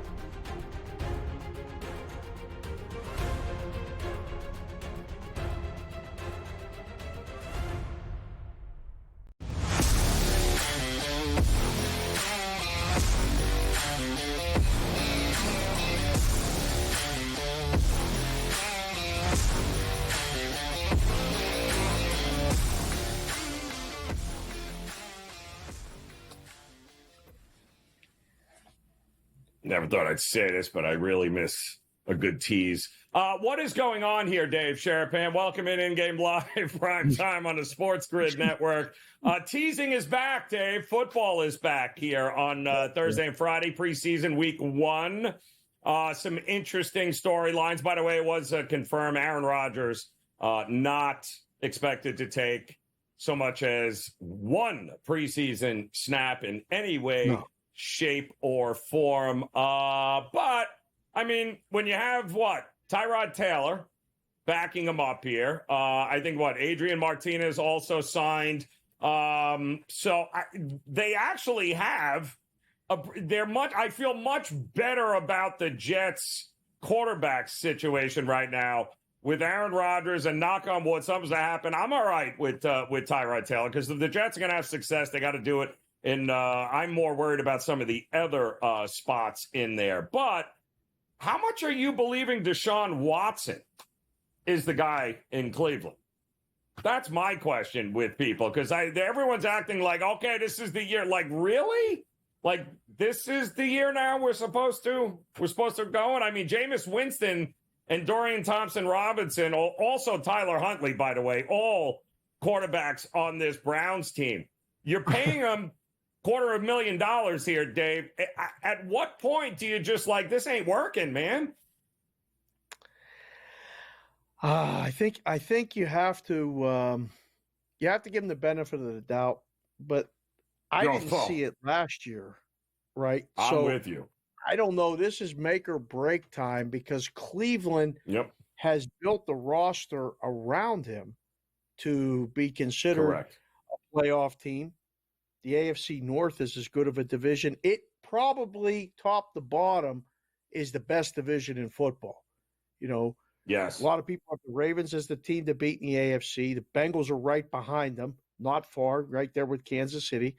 And then Cleveland, about a win or two more than Pittsburgh, who's also right there at 8.5 is pretty much a consensus number. Some 8s.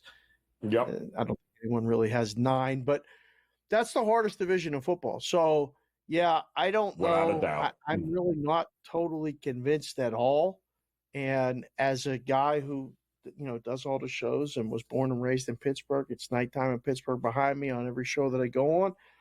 I want to see Pittsburgh be better than Cleveland, and I want to see Baltimore be better than Cleveland, and I definitely want to see Cincinnati better than Cleveland. So I'm not buying it yet. I'm not there.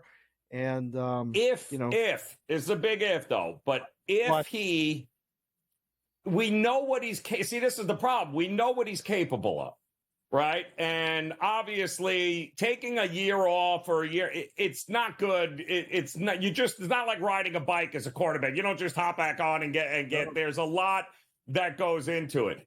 If he figures it out, though, you got Chubb back healthy. Knock on wood. All of that's going. You still have.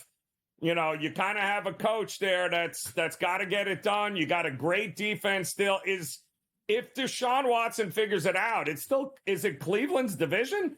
Are we willing to admit if Deshaun Watson goes back to Deshaun Watson, you're not buying it? I don't. He's the third. They've always been a quarterback away. I know, but he's the third best quarterback in the division. Even, with Burrow coming back from injury, I'm still put Burrow ahead of him, and Lamar's still putting Burrow ahead of him. Yeah. So I don't think so. Wow. Arizona bunted, by the way, to lead off the 10th against Class A and got the bunt out. So old school small baseball, move the runner over. Yep. So we got to sweat this. We got to figure out Class A to get a strikeout, not anything happening. No, that's What do you think Cam is going to come on and have tonight? Because there's a lot of games and there's a lot of, things. I mean, he'll have the baseball, but like the Olympics, the golf, we can rehash the golf. Do you think he had any bit of Scheffler? I don't think he did. I don't think that's not his guy. No, he did not. He did not. He might have picked him up at when the rest of us saw him at 15-1 and been like, you got to be kidding me. But this feels like a White Sox night for Cam. I'm just going to throw it out there. Wow, I think really? Cam is going to lean towards the White Sox. He's going to will them to their first win in 9 months. It just feels like this could be a dumpster dive beyond dumpster dive for Cam Stewart here tonight. But we're going to have to wait to find out. And he will also dumpster dive. And both legs, Joe. If he dives in, without a doubt. Hold your nose, jump in, without a doubt, go all the way to the bottom. Correct. I mean, what a sliding catch by the Cleveland right fielder, second out of the inning, but the sacrifice fly works. It's 7-6 Diamondbacks. Yep. This one's far from over. I mean, we're into the Diamondbacks again. So I think Cleveland's going to be favored to score. Now's a good time again to go back on Cleveland. If you did it in the bottom of the ninth, you got them at 5-1. We were talking about it. You can go grab them again right now. Let me hit refresh. Oh, it's off on my book. Yep. So see what that price is. I don't know, Joe. Class A is working. Yeah. Is that an out? Yes, I don't know who's coming in to pitch for Arizona. That's the problem, Dave. So that's why I like the play. Because their closer, you ain't bringing Seawald in because you demoted him and brought him into the 6th inning yesterday's game.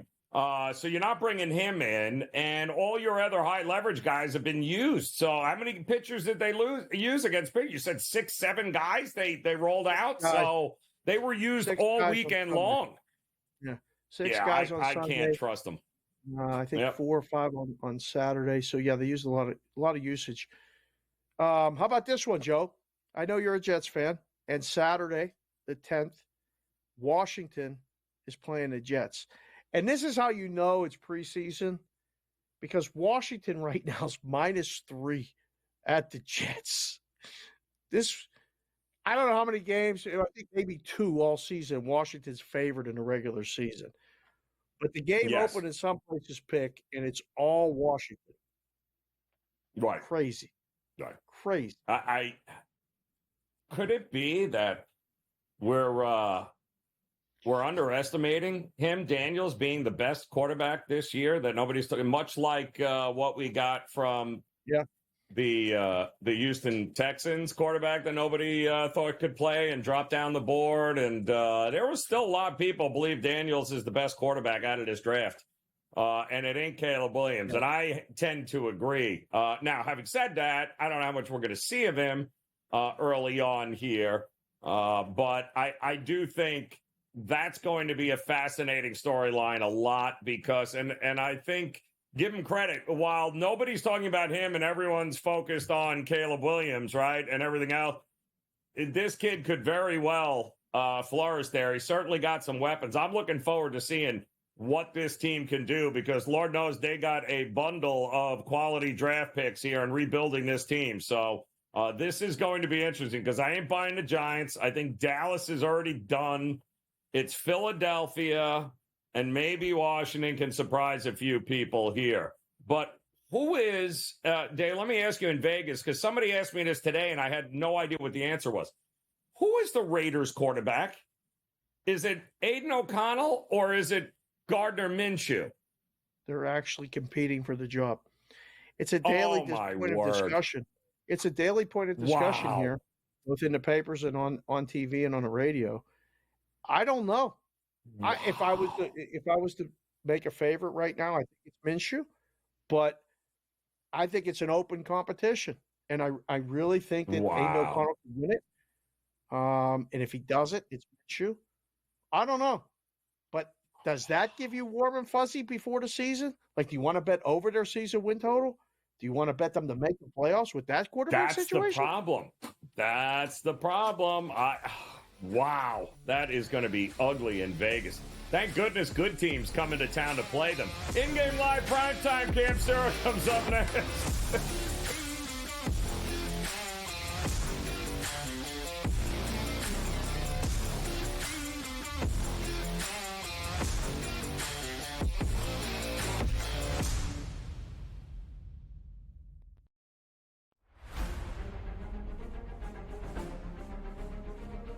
Recently, I feel like I'm not doing anything wrong. I'm not making bad swings. I don't feel like I'm making terrible decisions and just had got a little bit of a streak of bad luck on par fives.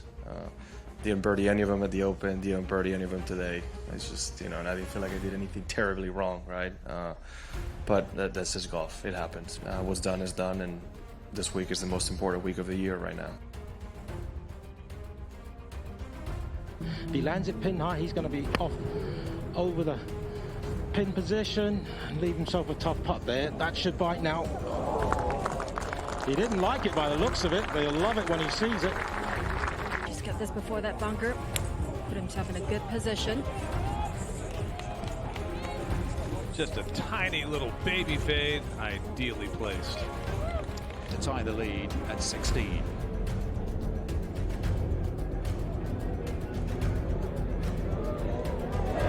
Playing well, isn't he, John Rahm? And OMG, what a championship Sunday we just witnessed.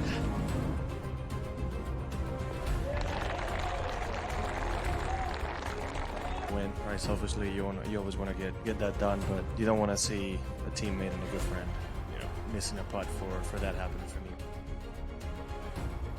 The Live Golf League delivers every single event, doesn't it? I mean, what an incredible finish there. You know what, Tyrrell Hatton, I feel for him. He's been playing beautiful golf. In fact, since Miami, he's been the best player in our league based on the strokes gained metric. I'm really happy that I had my first Live Golf win. Now that Kelly and the kids are watching, just knowing that I'm bringing the trophy home for them, it feels good to say that it's coming home.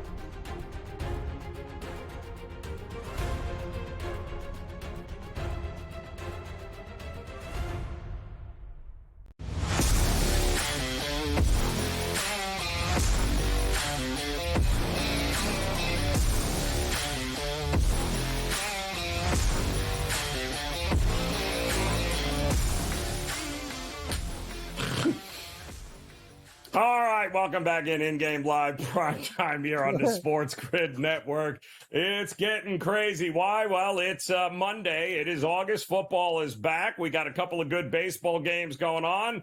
And Cam Stewart is in the house joining us here. And Cam, we got a little side bet going on here for your appearance between Dave and I.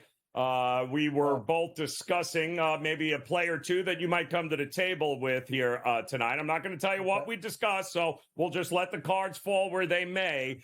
Are you on any of these games currently going on right now? Which one are you keeping an eye on? All you have to do is look to Dave. That's the way I roll with the Royales and cheese. Dave, by the way, that uniform is so damn tight. Like we're older men, and like that's your thing. Like you could roll in with a Royals jersey at any age, and they go look at it's one of those ones that is just a classic. Like look at it's so clean, it's so perfect. Like honest to God, nice and easy. I love I got them tied right now with Boston. I'm on that game. Other games I'm looking at, I got Oakland on the run line. I know it's dangerous at a home team. Going for the White Sox to lose 21 in a row. Actually, I'm waiting. I almost hope the White Sox take a lead, and then I'll come in on Oakland hard live because they'll screw it up. They do every time. Yeah. Remember Bobby Witt hit that grand slam. The other game, another guy hit a 3-run home run. It was Melendez. Whatever's happening, when Chicago has a lead, they don't know how to close. So I love betting them when they have a lead live and we get a real number because they suck. I got to ask you. It's like a Band-Aid, and we got to rip it off. Did you think good joke, Dave? Goal?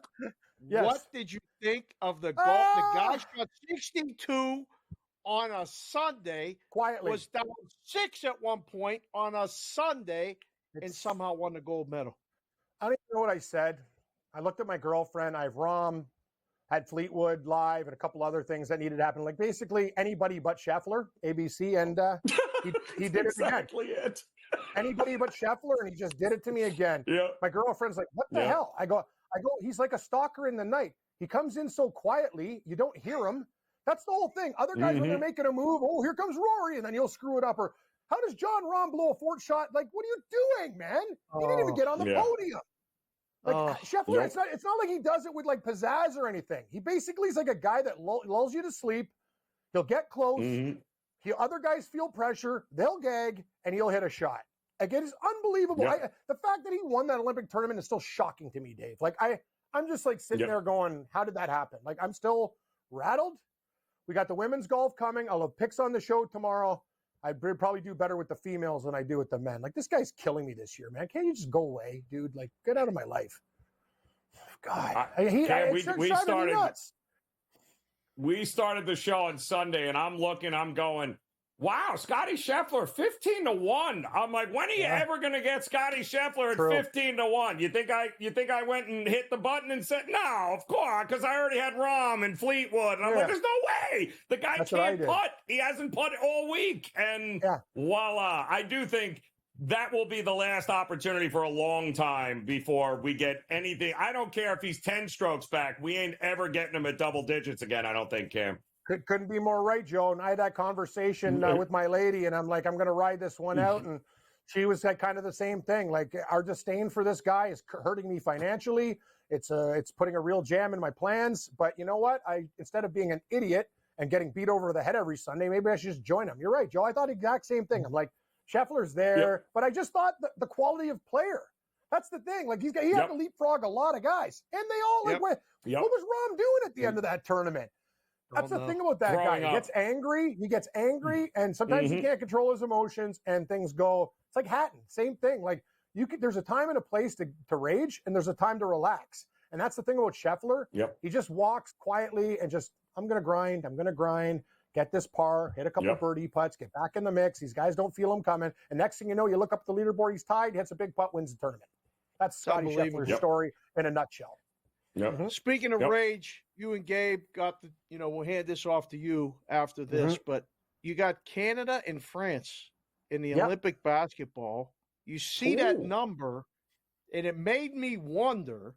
When I saw it, I said, wow, that's probably a little bit higher than I thought it would be, which makes me think that Canada is the absolute play. What do you think? I think they're going to murder France. I think they played this team before. I know everyone's like waiting for Wemby to have his game. Canada's a better team than France. I don't care if this tournament's in France. 7.5. I think they win this game by like 14. As a U.S. guy, as guys from the States, I'd worry about that spread with Brazil. 28. You got to win by 28. That's a lot of points, but they're a much better basketball team. I feel more confident laying like 7.5 with Canada. Basically, I told Pharrell today, USA, Canada, I pray it's a collision course, and then the USA will beat Canada in the final. I'll be happy with the silver medal. Our program is getting amazing for the amount of people we have, and I don't know who's going to win the bronze. Gabe said Germany's probably right. I think Germany's probably the third best team. If you look at the odds board right now, USA, what are they, Joe? Like minus 1,400 or something like that. Then you got Canada and Germany both at 9-1 in the 2-hole, T2. Yep. Yeah. What do you guys there ain't think no about the Scotty Dodgers? Scheffler opportunity here. There ain't Dodgers no or Scotty Phillies? Scheffler opportunity. Yeah, no. Scheffler's. I don't trust the Is Dodgers. this guy playing in the Let's go, Wyndham this Joe. week? Is he playing in the Wyndham? Yeah. I need to hire Joe. I need to hire a guy like Joe Flaherty and run him over on the course. Like I got to pull like a Happy Gilmore. Yep. I don't want to do it. Yep. Like this guy, like enough. Like we're Shooter McGavern. Like we need tricks here. This is getting nuts. Anyway, I'm gonna have a couple good They lady tried to picks for put you. him in jail, and he still came out and almost won a tournament. Like it's crazy. Well, did they really, Dave? What kind of guy goes to jail, gets booked, and then makes it for the start of his tea time? That was kind of an interesting move. Wasn't even late for his tea time. You're right. That's what I'm talking about. You think Dodgers, Phillies tonight. or you and Joe went to jail? We'd be in jail and we'd miss the tea we'd time. still be and there. get DQ'd. We would. Sorry, SportsGrid. We got disqualified. What do you want from us? That's exactly Phillies what happened. Dodgers tonight. Yeah, What who do do you you think? like? I was leaning Dodgers, actually, and I don't like chalk, but I kind of like the Dodgers tonight. I don't know, tough game. Very tough game. I'm going to probably I take the actually think Dodgers. Phillies to start. Right now, I think Phillies, but I like under. I like the under I too. just don't. I don't trust it. Like I feel like the Phillies come out of it today. You guys got to watch this kayaking stuff at the Olympics. I saw it today. Guys are almost dying. It's the coolest thing I've ever seen. It's like rapids in the course and they're getting murdered around the like I watched it today going, this is amazing. Like they got to show that stuff more. That kayaking stuff was off the chain cool. Like it was stupid. Yeah. Not as Very good dangerous. as breakdancing. We'll have a breakdown on that coming up. There you go.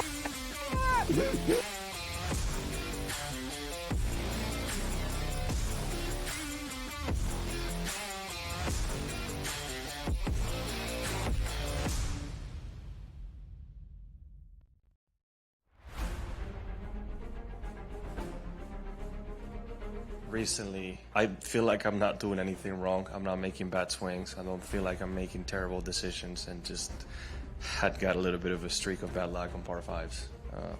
Didn't birdie any of them at the Open, didn't birdie any of them today. It's just, and I didn't feel like I did anything terribly wrong, right? But that's just golf. It happens. What's done is done, and this week is the most important week of the year right now. If he lands it pin high, he's going to be off over the pin position and leave himself a tough putt there. That should bite now. He didn't like it by the looks of it, but he'll love it when he sees it. Just got this before that bunker. Put himself in a good position. Just a tiny little baby fade, ideally placed. To tie the lead at 16.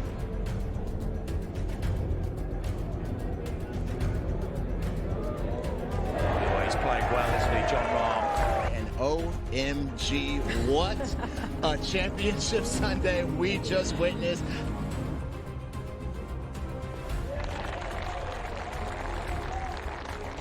Win, right? Selfishly, you always want to get that done, but you don't want to see a teammate and a good friend, missing a putt for that happening for me.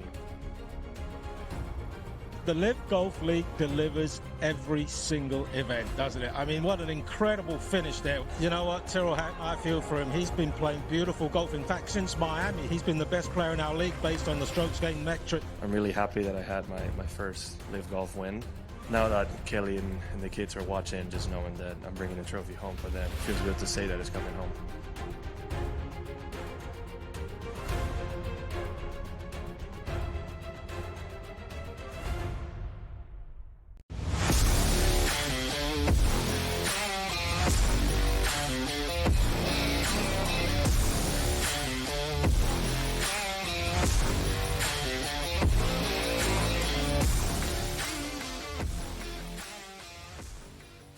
All right, welcome back in-game live, PrimeTime here on the SportsGrid Network. Joe Raineri alongside Dave Sharapan as we look to close out this edition Cam Stewart, Gabe Morency coming up in just a few. In the meantime, Dave, the White Sox they're off and running here. No score in the top of the first, but Oakland now has the bases juiced with 1 out in the bottom of the first. So they are going to make this very difficult on themselves here, the White Sox. They couldn't get – and by the way, if you had the yes to a run in the first inning, you need Oakland to come through here, Dave, in some way, shape, or form. And what in the world happened to your Guardians? What happened? Well, Arizona played very smart baseball, bunted over the runner, and scored. And Cleveland did not. They didn't get the bunt down. They flew out, and then the game ended. So Cleveland lost. Does Class A get the lost? I guess he must. Right? Yeah, he does. Wow. Yeah. Unreal. So, Houston's got the bases loaded in the top of the 7th. Ooh. Tied 1-1. So that's probably an in-game play. If the Royals are back to being down 4-2, end of 6. This is the inning that they're going to score, most likely. This has been that tough part of Boston's bullpen. So you get them in the 7th. Look for that. Is that plus 1.5? Can we do that?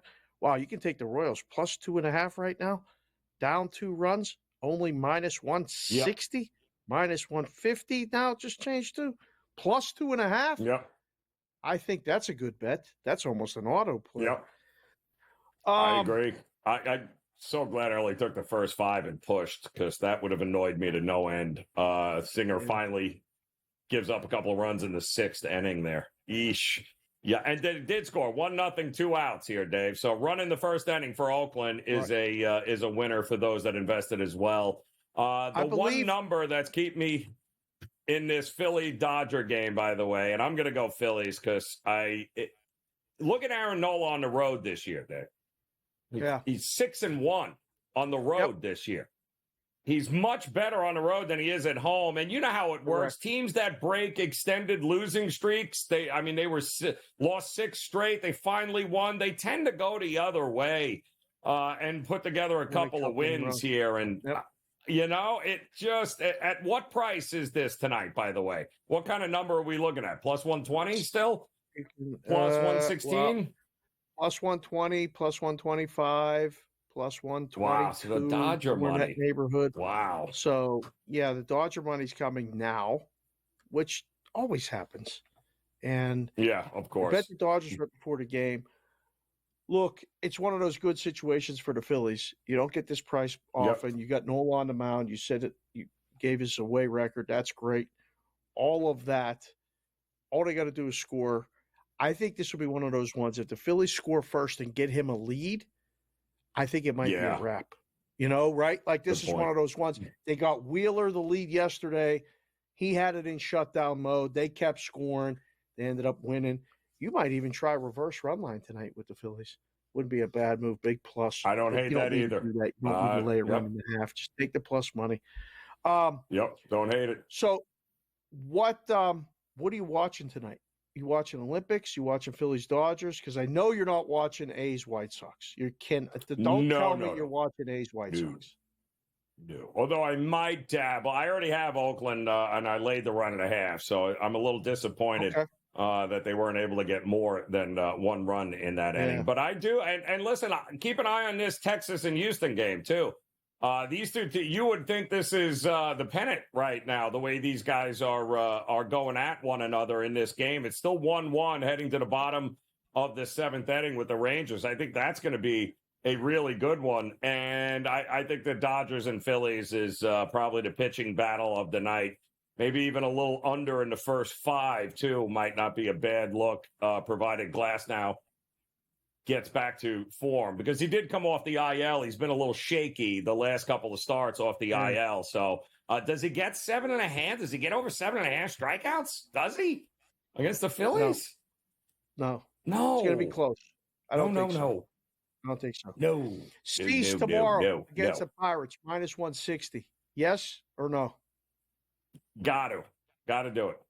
You got to do it. You don't have a choice. You know that, as much as it pains you. Also, take the 27.5 points with Brazil. I love me some Team USA, but there is no way in the world I'm laying 27.5 points with Team USA in a game that means nothing except win, which is all they're going to want to do here. All right, you got it. Sports Rage, Cam Sturr coming up next. We'll see you again tomorrow in Game Live Primetime on the grid.